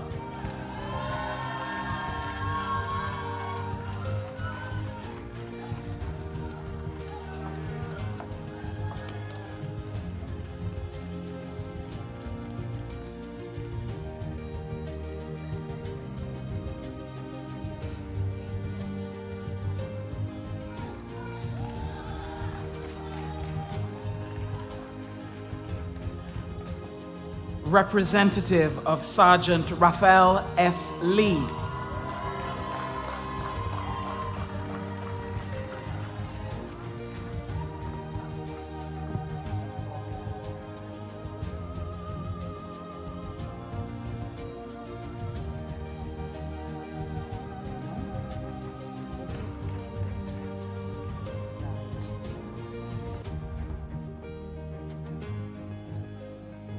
Sergeant Aubrey Isaac, Sergeant Carl Edgecombe, Sergeant John Dyer Harris, Sergeant Anderson White, Sergeant Rupert Jubry,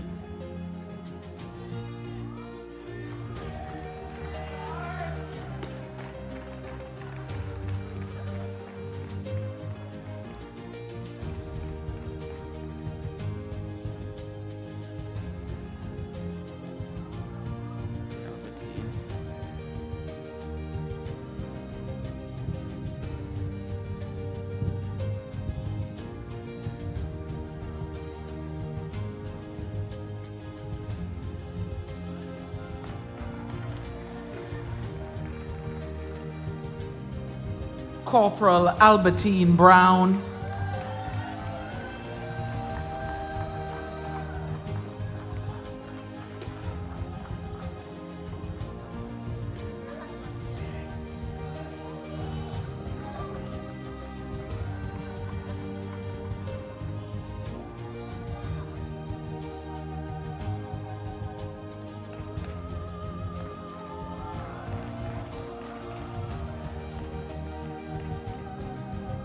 Corporal Emmanuel Dyer,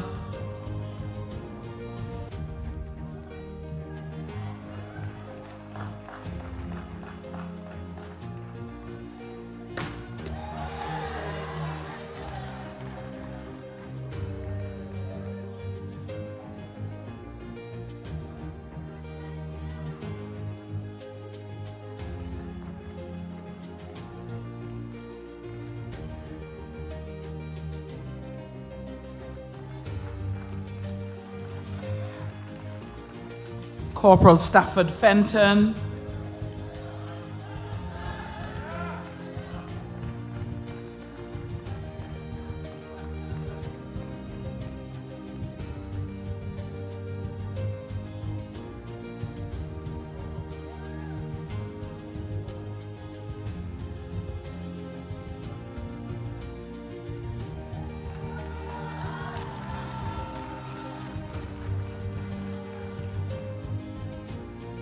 Corporal Mervyn Green, Corporal Ashley Greer, Corporal James W. Hobson, Corporal Terrence Lee.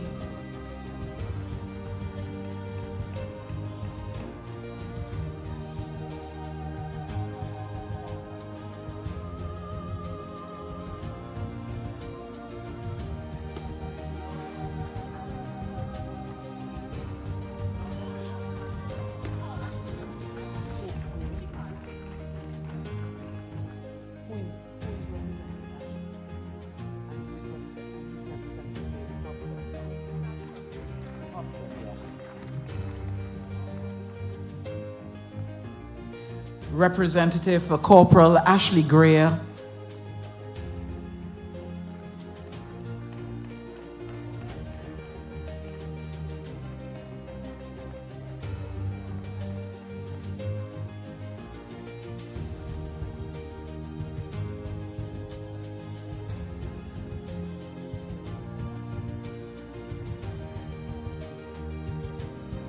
Representative for Corporal James W. Hobson.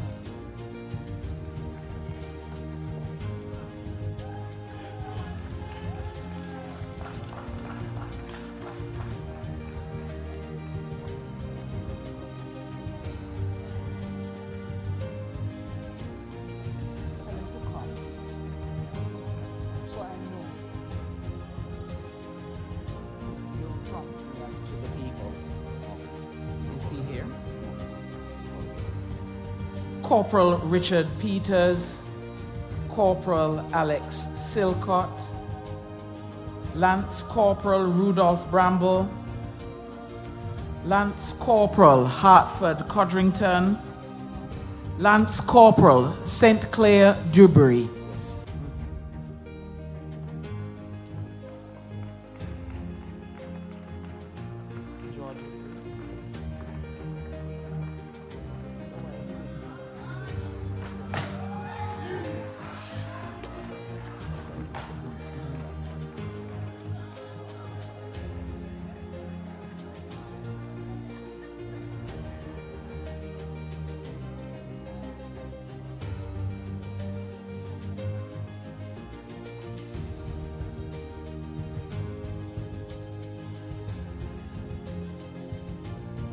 Lance Corporal George Green,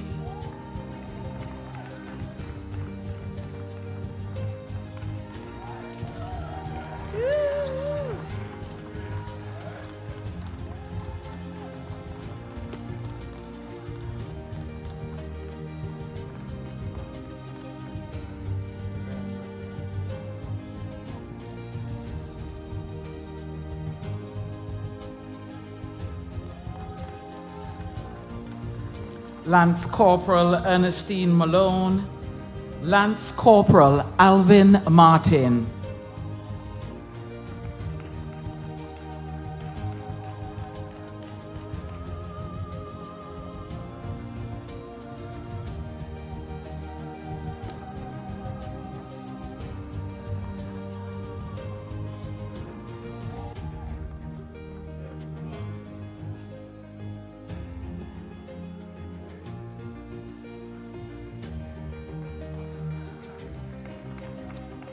Lance Corporal McLeod Roach,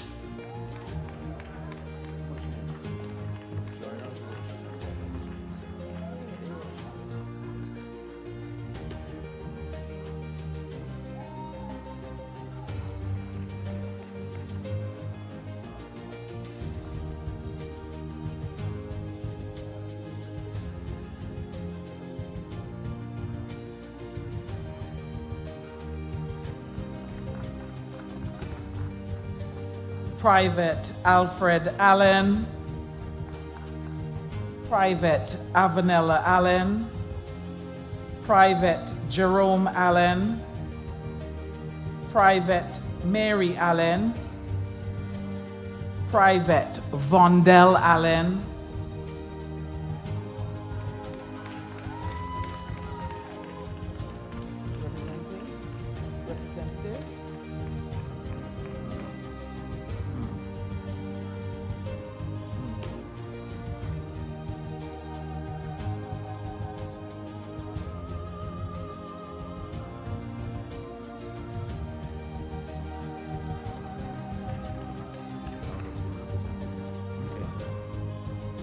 Private Dale Amer,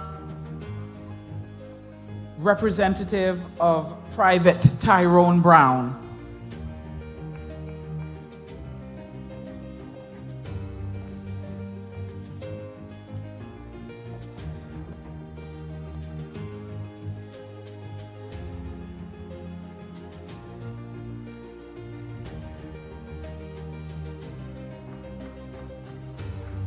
Private Carol Carty,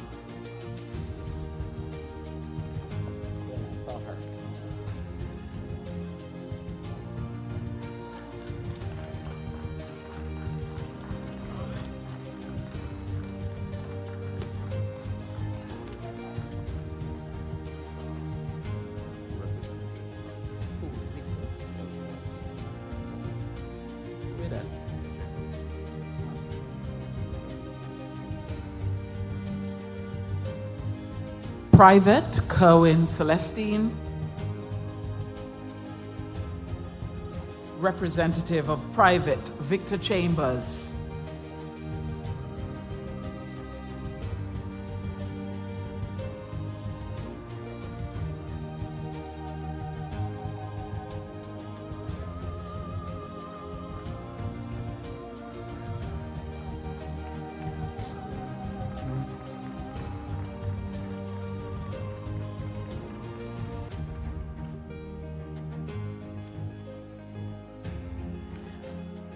Private Matilda Cook,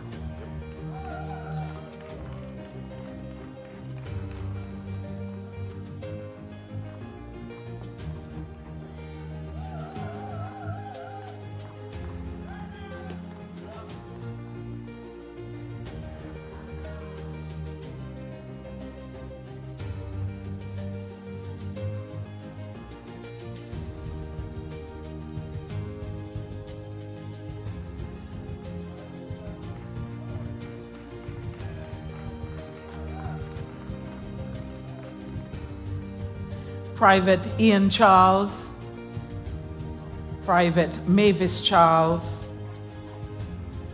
Private Thomas Christopher, now Doctor, Private Victor Daly, Private Vegan Dawe,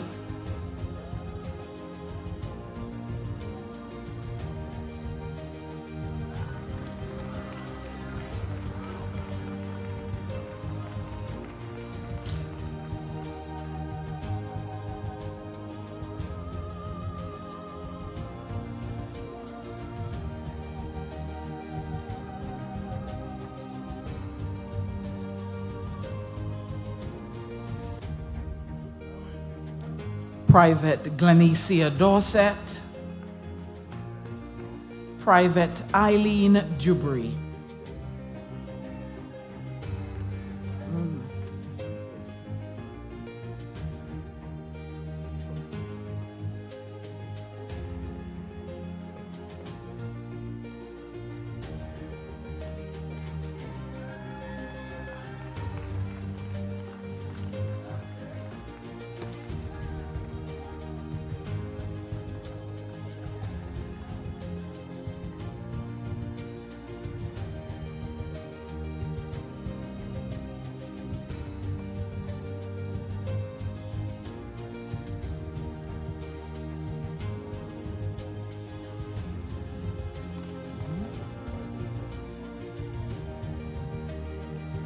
Private Warren Dubry, Private Dan Dupee, Private Danny Dupee, representative of Private Iverson Dyer,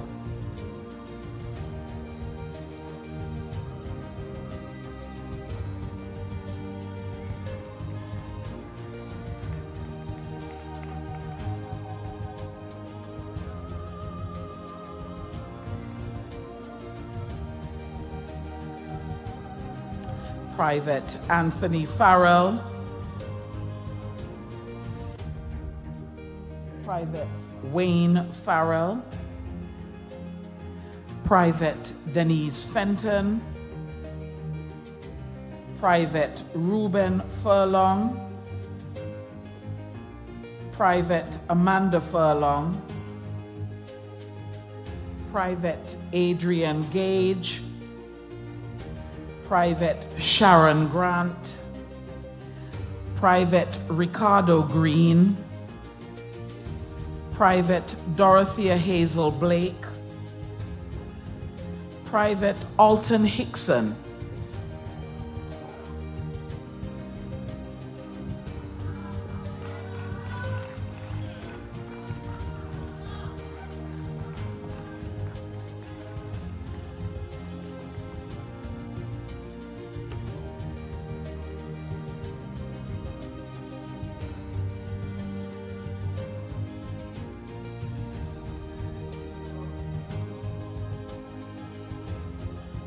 Private Eloise Irish, Private Gershon Irish, Private Levern Kernan, Private Lorenz Kerwin, representative of Private Lorenz Kerwin, sorry.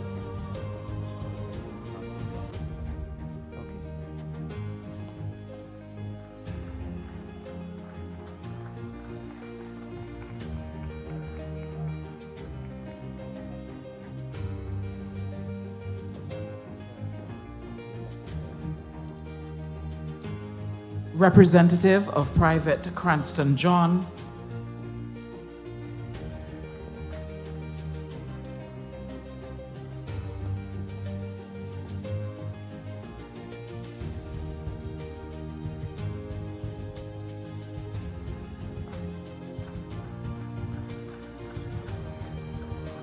Private Lawrence Laplume,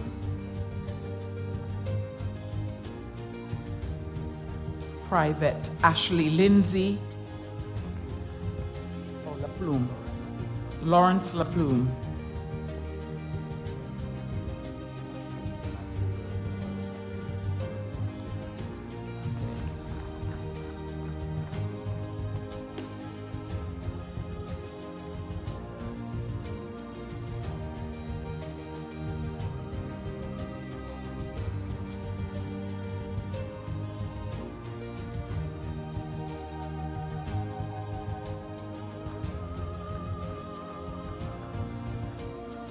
Private Andrea Lavelle, representative of Private James Lynch.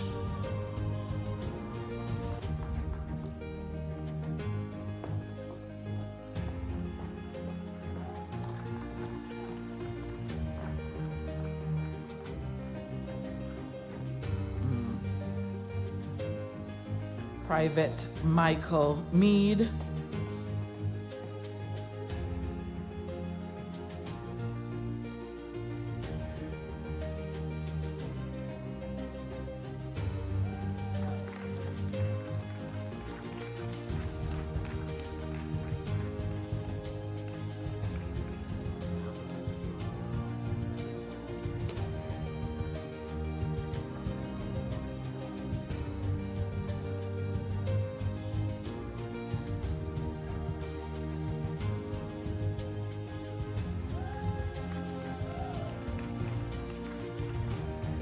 representative for Private Patrina Parilon,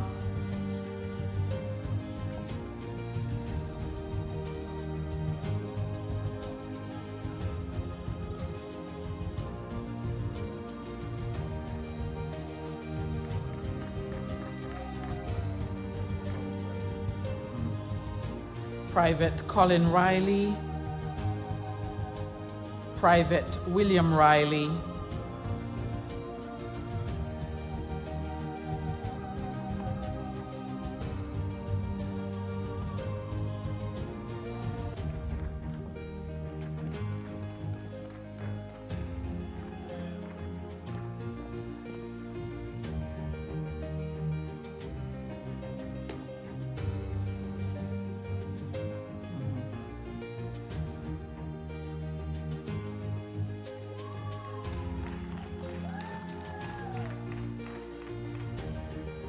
Private Genevieve Ryan Weeks,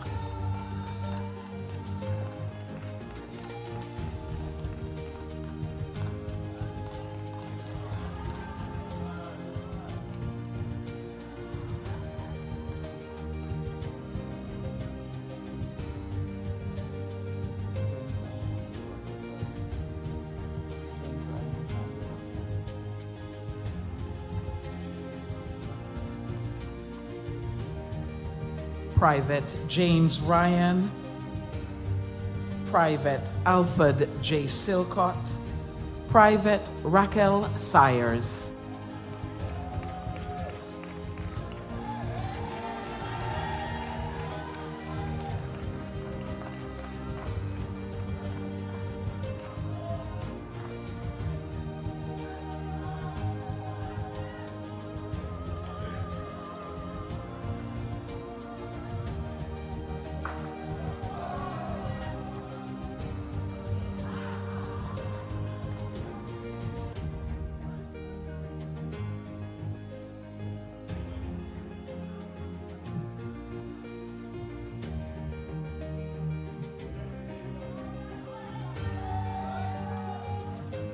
Private Jester Weeks,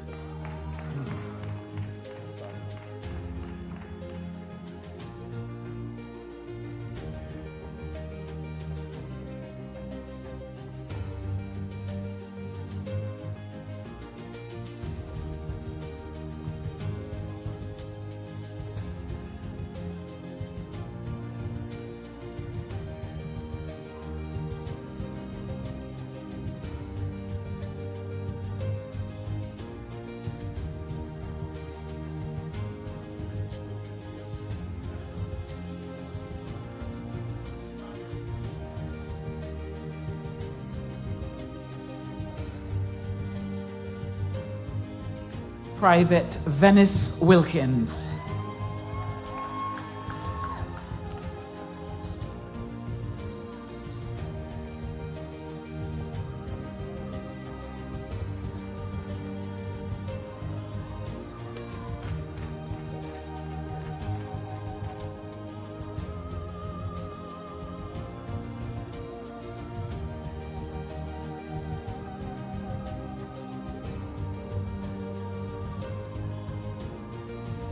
Private Alberta C. White,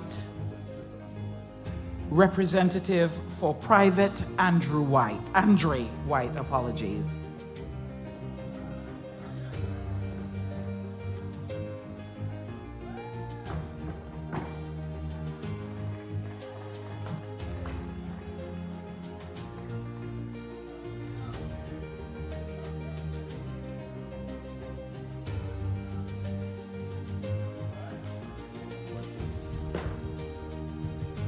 Private Jermaine White,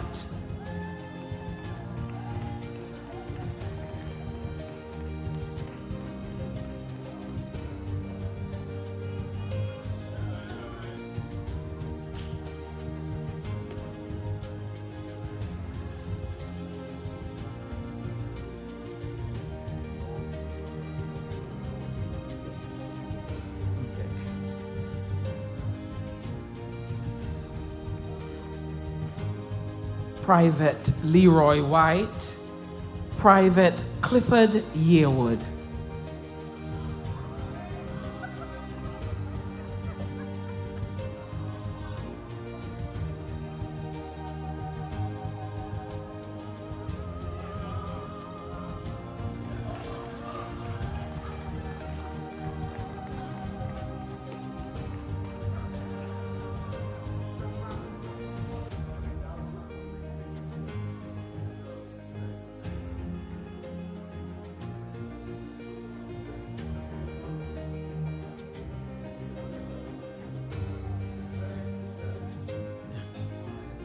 We now move on to the awardees from the MSS Cadet Corps. Lieutenant Colonel Alvin Ryan, then Cadet Company Sergeant Major.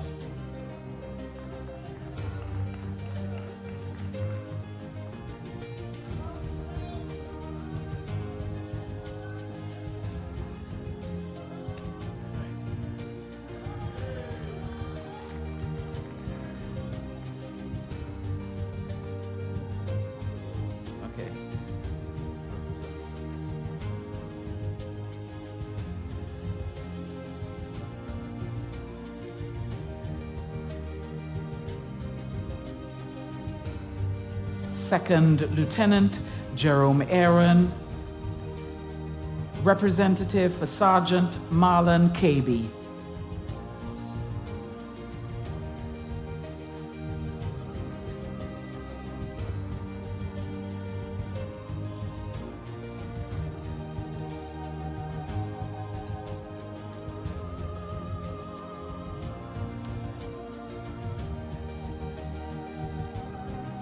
And followed by Corporal Colin Fergus.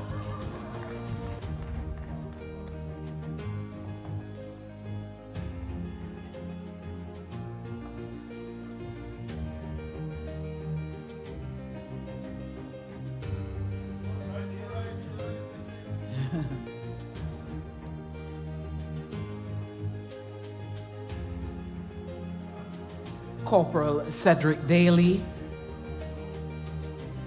Lance Corporal Dwayne Ryan, Lance Corporal Randolph Diet.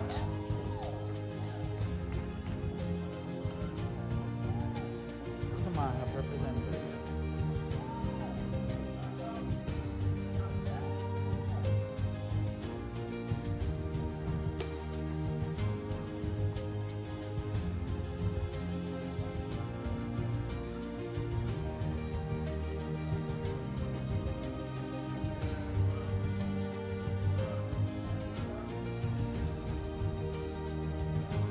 Representative for Lance Corporal Tamar White.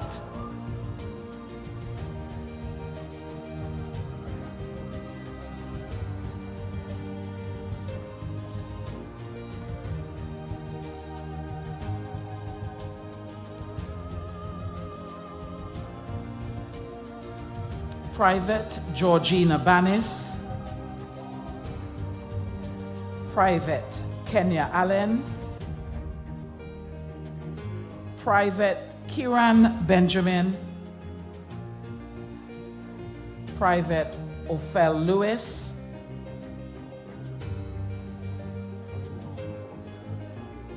representative for Private Alex Kaby, representative, apologies, for Ophel Lewis.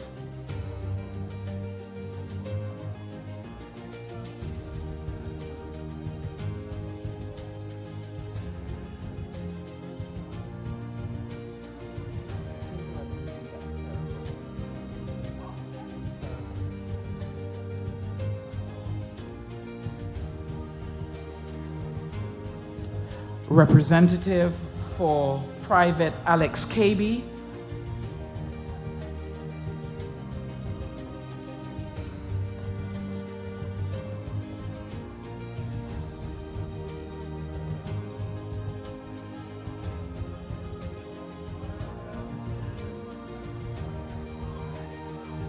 Representative for Private Denise Dyer.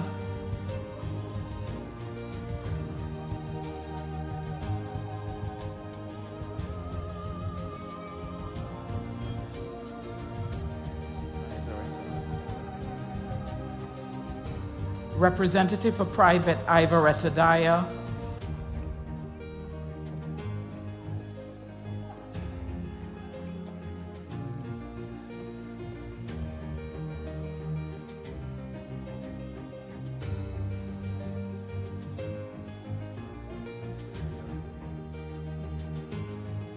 Representative for Leandra Mead, Private Leandra Mead.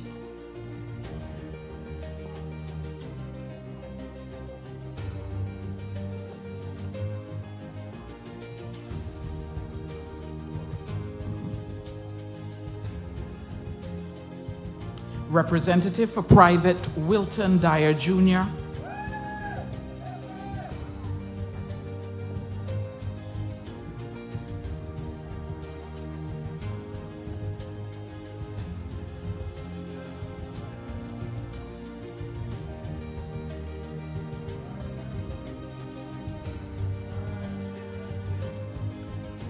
Representative for Private Orrin Brown.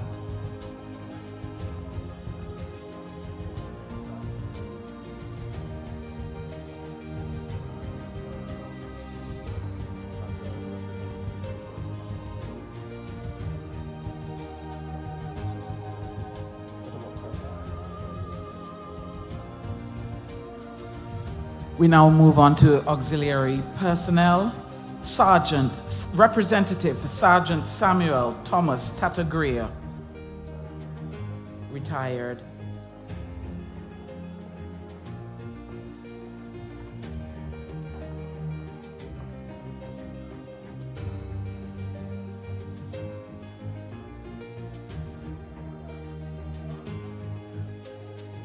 Curlette Allen.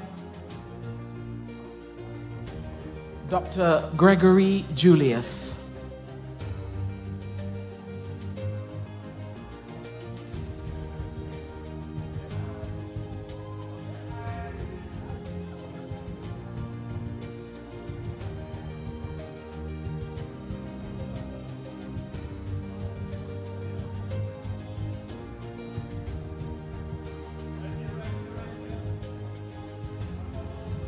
Naomi Weeks.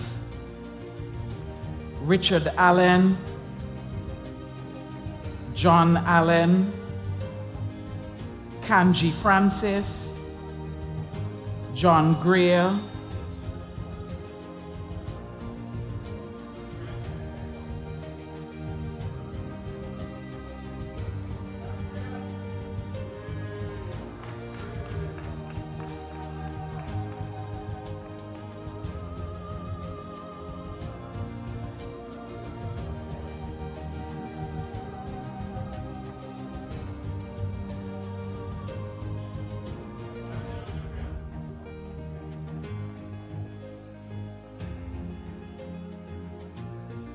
Then we have Derek Lee, Victor Moraine, Stanford Sweeney, Michael Sweeney, Nathaniel Wade, and Winston Sparrow Gage. Under the police, we have Billy Darrow. Apologies, Michael Sweeney under the auxiliary personnel.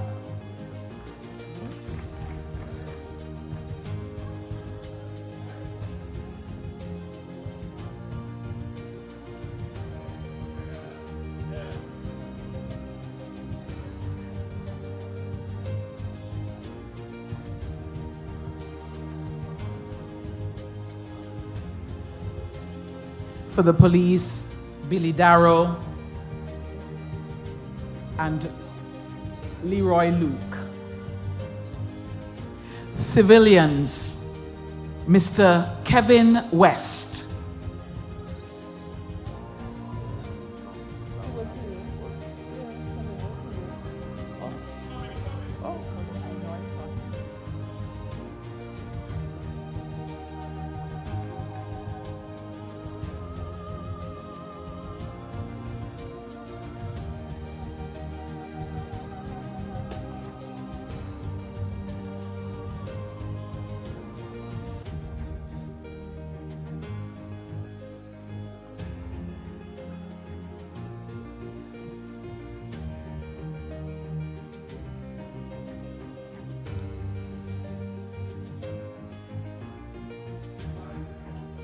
Mr. Davon Williams.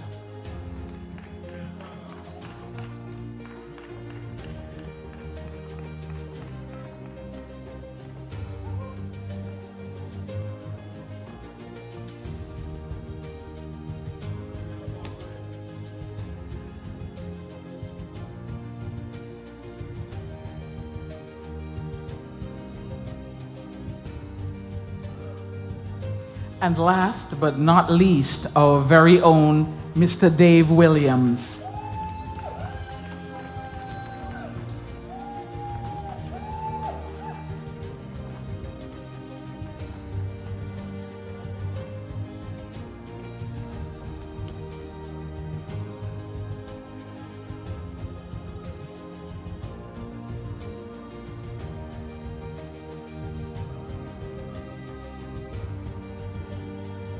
now like to thank the Honourable Premier Acting and the Parliamentary Secretary, the Honourable Cranston Buffon. Thank you.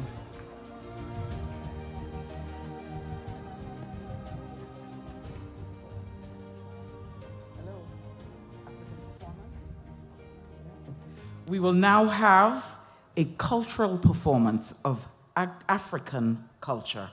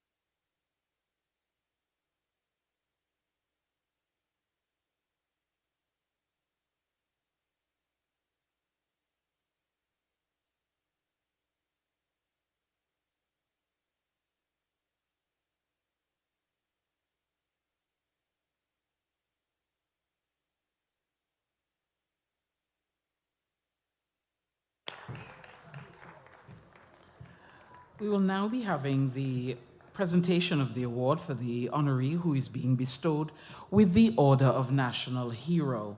Our only awardee in this category is awarded to the former Chief Minister, John Alfred Osborne, who is being awarded for his long-serving and transformational leadership, championing of Montserratian identity and autonomy, contributions to economic and infrastructural development, visionary rebuilding efforts, dedication to public service, and as a symbol of success and resilience.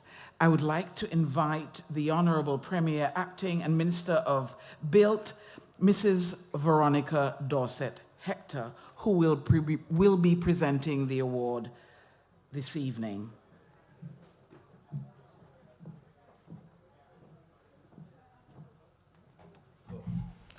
Dr. John A. Osborne, Order of National Hero. Dr. John Alfred Osborne is undoubtedly a significant figure in Montserrat's history who came from an ordinary family in St. Peter's. He entered politics in the mid-60s, later emerging as a long-serving and transformational political leader who served as Chief Minister of Montserrat multiple times, 1978 to 1991, and 2001 to 2006, making him the island's longest-serving leader and the only person in Montserrat's history to win 3 consecutive elections as leader. During his terms, he provided stability and leadership at times of great change and uncertainty, including economic transitions and political restructuring, notably taking Montserrat off UK grant in aid. He was noted for saying that all Montserratians should own their own house and have a car, a view treasured by many Montserratians. He championed Montserratian identity and autonomy with courage, asserting the need for the preservation of Montserrat's cultural and political identity within the framework of British Overseas Territory status, often emphasizing the importance of local decision-making. He believed in the power of his people and would say openly, "Montserrat people not stupid." He also believed strongly in the regional integration movement and advocated for Montserrat to play a meaningful role in CARICOM. Locally, Dr. Osborne pushed for infrastructural development, including the building of roads, housing, as well as improvements in education and healthcare. It was under his government that secondary education was made free and available to all. He also sought to diversify Montserrat's economy, particularly in the years before the volcano disrupted the island's main industries. "Let the good times roll," he would say. He was indeed a man of the people, an approachable leader, and none could forget his consistent use of Montserrat English, whatever the context. His decades of service reflected a deep dedication to improving life for Montserratians, particularly in times of crisis. He led Montserrat's recovery when Hurricane Hugo devastated 99% of our housing. After the volcanic destruction of Plymouth, Dr. Osborne was a key figure in planning and advocating for the relocation of Montserrat's capital to the northern safe zone, Little Bay and Braids. His vision laid the groundwork for the modern redevelopment of Montserrat's economy and administrative center. Known for his sartorial elegance and fierce expression of Montserrat pride, it is said that he declared himself the best-looking and best-dressed politician here. Dr. Osborne was a symbol of success, resilience, and courage. Before entering politics, he had migrated to England as part of the Windrush, where he studied successfully to be an engineer and shipwright. Unlike the great majority of Windrush migrants, he returned home swiftly to build and put boats on the water. Boat building was in his DNA. His father, grandfather, and uncles were shipwrights, so his sojourn in England was to acquire vocational certification. On his return to Montserrat, he built cargo boats and eventually a prosperous regional shipping company. United Brothers, Emblem, and Anthem were among the names of his wooden ships. He built 3 steel hulls, Western Star, Western Sun, and Western Star too. It is said that he was the only known licensed person in the region during his time to construct a cargo boat of steel. Large crowds would gather to see him launch his boats in Foxes Bay, where he built them. He established the Great Western Shipping Company to haul freight across the region, employing agents in Haiti, St. Vincent, Jamaica, Trinidad, Cuba, Puerto Rico, and Guyana. To this end, he bought 5 large steel boats from Denmark, which he sold when container shipping emerged in the Caribbean. Dr. John A. Osborne was an astute businessman. He was the first outside of the merchant class to erect a storied concrete building, National State Building, which housed Papa's Supermarket in Plymouth. In doing so, he was seen as a role model who embodied the resilience and determination characteristic of the Montreal people. But he was John Bassi, a name gained in school because he bossed others around. He had an open, fearless personality, a curious, experimental, innovative, inclusive, exploratory outlook that made him take chances that led to his great success. Beyond boat building, he constructed his own family home and others. He designed and made furniture for his homes. He was also a great cook, producing the tastiest guava jelly. Dr. John Alfred Osborne was an extraordinary Montreal and Caribbean man who bravely led his country through some of its most difficult times with courage, vision, and dedication. In July 2008, Gerald's Airport in Montserrat was renamed John A. Osborne in his honor. He is a national.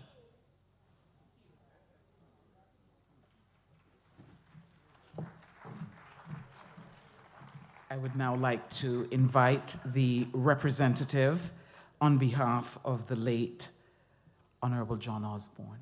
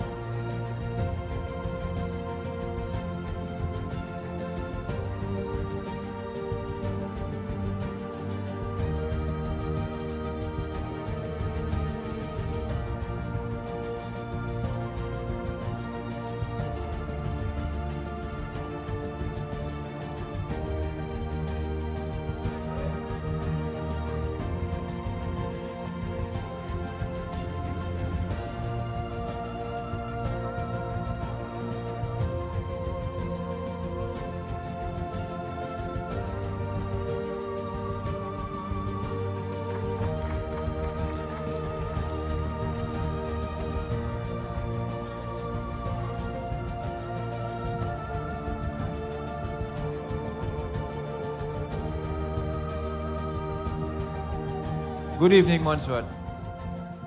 Good evening.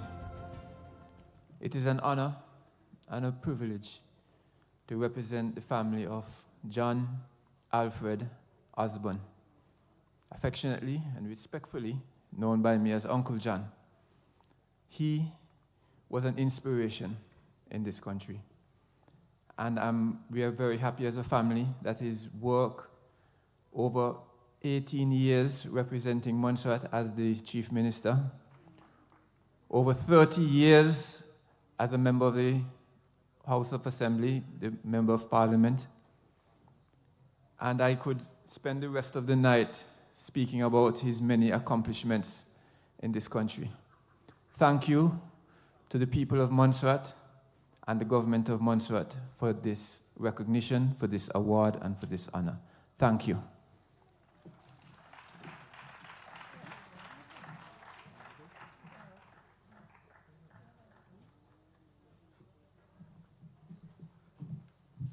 Good evening, everyone. It's an emotional time for me. For me, growing up in Montserrat, and forgive me, there's tears wanting to come to my eyes for my father. If you knew us, we were very close.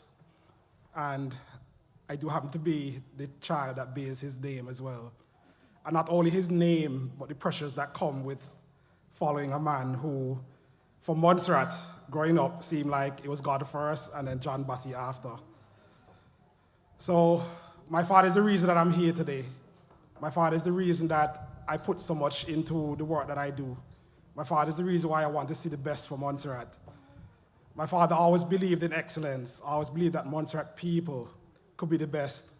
He always wanted to see them prosper. Matter of fact, I'm going to tell a story that he hasn't told, well, very short, and something that he told me before I came back to Montserrat. I asked my father once why he did what he did and why he put so much into politics. And he said to me that someone told him one day that in order to keep control of Montserrat people, you had to keep them poor.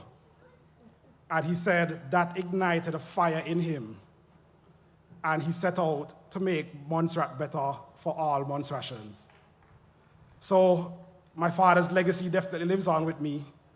Matter of fact, I didn't really think I was going to be in politics. Somehow he knew. Some of the last words that my father said to me, and kind of glad that he did. He said, whenever you return to Montserrat, I know the son that you are. I know you will try to outdo me. But just know that I am proud with you putting in your best. So that's what I do every day. I wake up and I put in my best for Montserrat. I put in my best for my father. And I do thank everybody sitting here for supporting my father. I know he's not here to see me. I know he's not here to receive the award. But trust me, I dream about him. I wake with him on my mind almost every day. So he's definitely here in spirit, through me, through my siblings, and through everybody that's here right now. So thank you very much. Have a good night.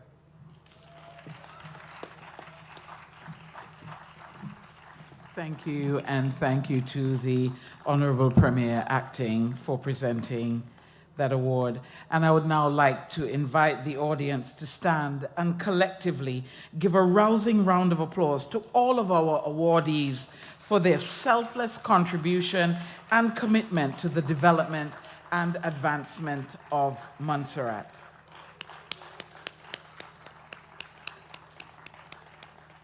I'd now like to invite Mr. Keithroy de Beer Mawson to perform a special vocal rendition. Mr. Keithroy de Beer Mawson is a 7-time Calypso Monarch of Montserrat. You may be seated. Calypso Monarch of Montserrat, a 6-time Calypso Monarch of Antigua Barbuda, a 4-time Calypso Monarch of the Leeward Islands, a 2-time Groovy Soca Monarch of Montserrat. He's the present tutor of the Montserrat Masquerade dancing and drumming across the island. Ladies and gentlemen, please welcome to the stage Mr. Keithroy de Beer Mawson. Thank you. This song is dedicated to all the people that have served this country and to encourage Montserratians to serve your country. That's the only how we're going to pull it out of the mess and put it on a high. Yeah, man. Hi. We have been through hell, time to break this spell. We have faced the worst, survived hunger and thirst. Some have given up, pack up and lock up shop. They say there is no hope, so they cannot cope. They say we have an irreversible damage, and no matter who we put, they just cannot manage. But it's up to all of we to redeem this blessed country. So let's take up the reign and rebuild our country's name. So I'm calling residents and diaspora to make a pledge to help Montserrat recover. Come serve your country, whether young or old, with every fiber, all your vigor, all your heart and soul. Serve your country. No more pointing finger. In sports and culture, agriculture, we can do better. We cannot let it go down. No, we cannot let it go down. Stop complaining, start rebuilding. Together we are strong. We cannot let it go down. No, we cannot let it go down. If you love this country, forget party. Come on, Montserratians, serve your country. We are the only hope remain to keep Montserrat from going down the drain. Hi-yi-hi-ho, hi-yi-hi-hey. You gotta serve your country. We can do it together. Yeah, man.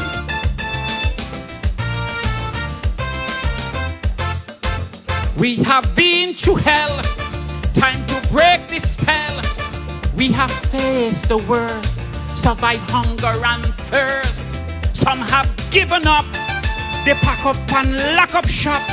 They said there is no hope, so they cannot cope. Genzel, they say we have an irreversible damage, and no matter who we put, they just cannot manage. But it's up to all of we to rebuild this blessed country.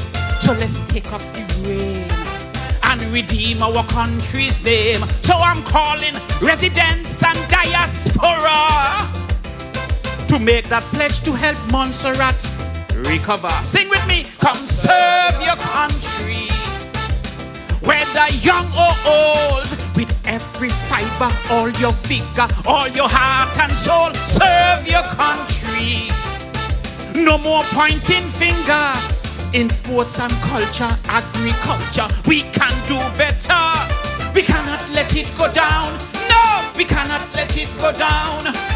Stop complaining, start rebuilding. Together we are strong. We cannot let it go down. No, we cannot let it go down.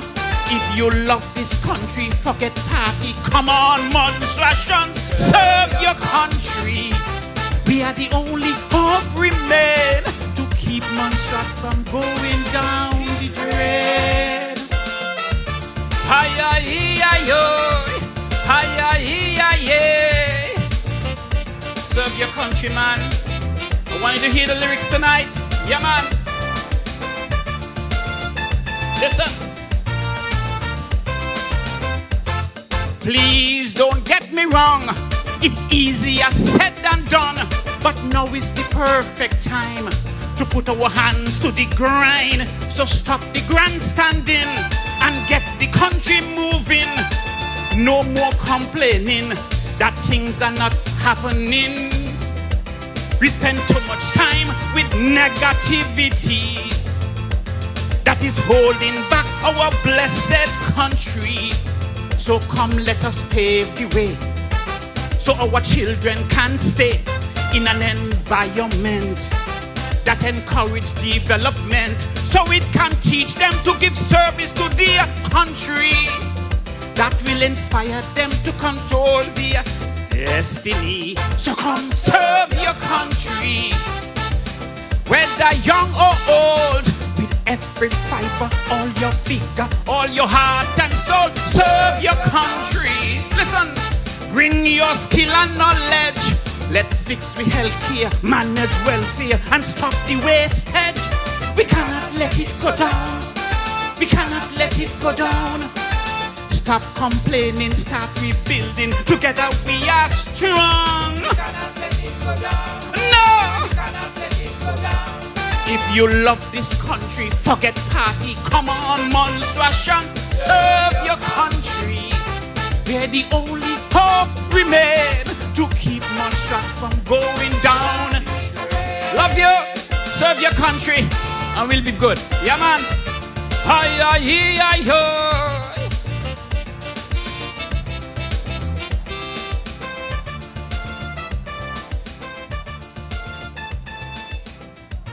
Thank you to Keith Roy DeBeer Mawson. And I would now like to invite Ms. Camille Thomas Gerald to deliver the vote of thanks, after which the awardees are invited to the stage for a photo opportunity with their insignias. Ladies and gentlemen, please welcome Ms. Camille Thomas Gerald.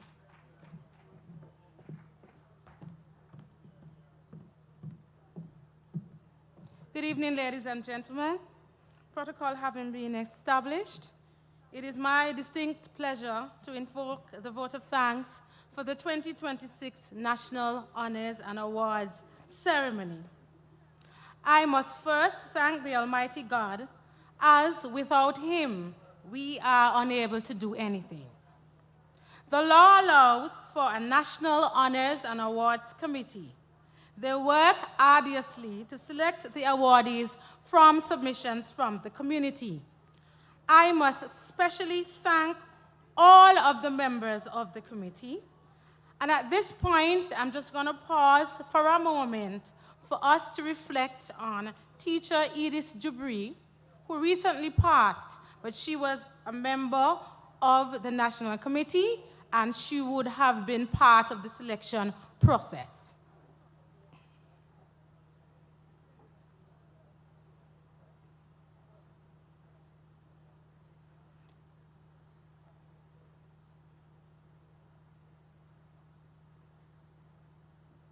I would also like to say thanks to the Cabinet for accepting the recommendations of the committee and for approving the awardees this evening.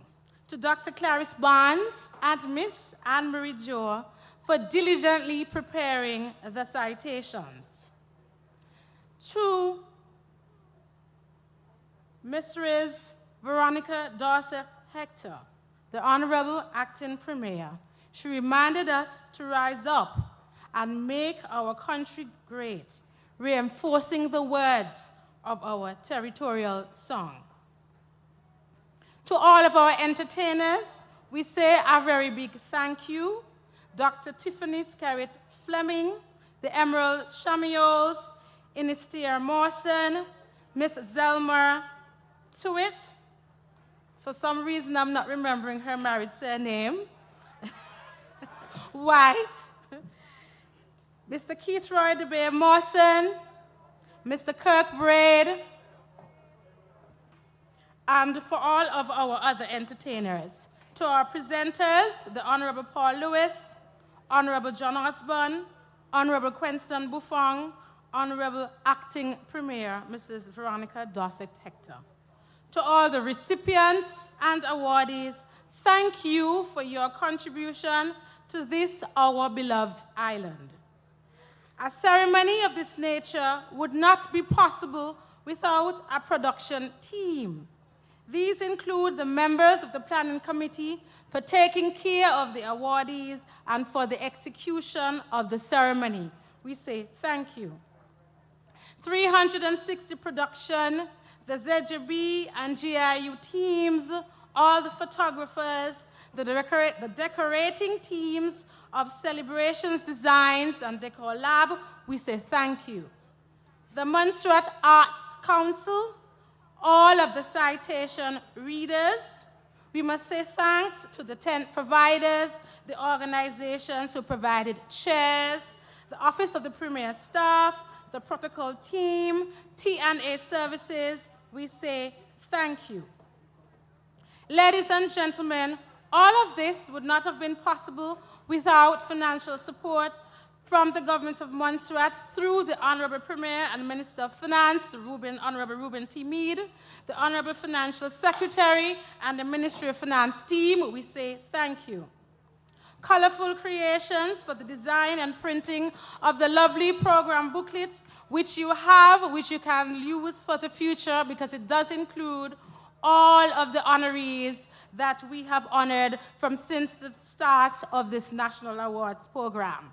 To the stage management crew, to the officers and management of the Defense Force, Magic Media, ladies and gentlemen, for those who I would have in some way not remembered to say thank you, I say thank you. Ladies and gentlemen, all of this would not have been possible if you did not grace us with your presence this evening. We say thank you for allowing the 9th staging of the 2026 National Honors and Awards ceremony. And before I demit the stage, this evening the ceremony would have been led graciously by Mrs. Lorraine Lewis, and I would like you to give her a vote of your applause. And at this point,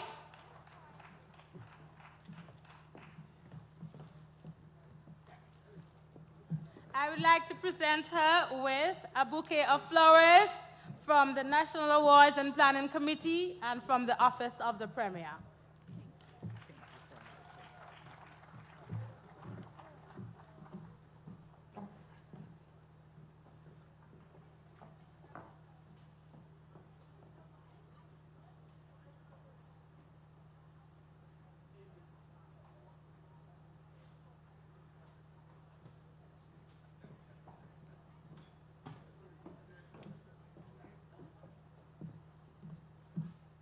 Ladies and gentlemen, we have come to the end of the National Honors and Awards Ceremony 2026. Do have a lovely evening. Thank you for attending.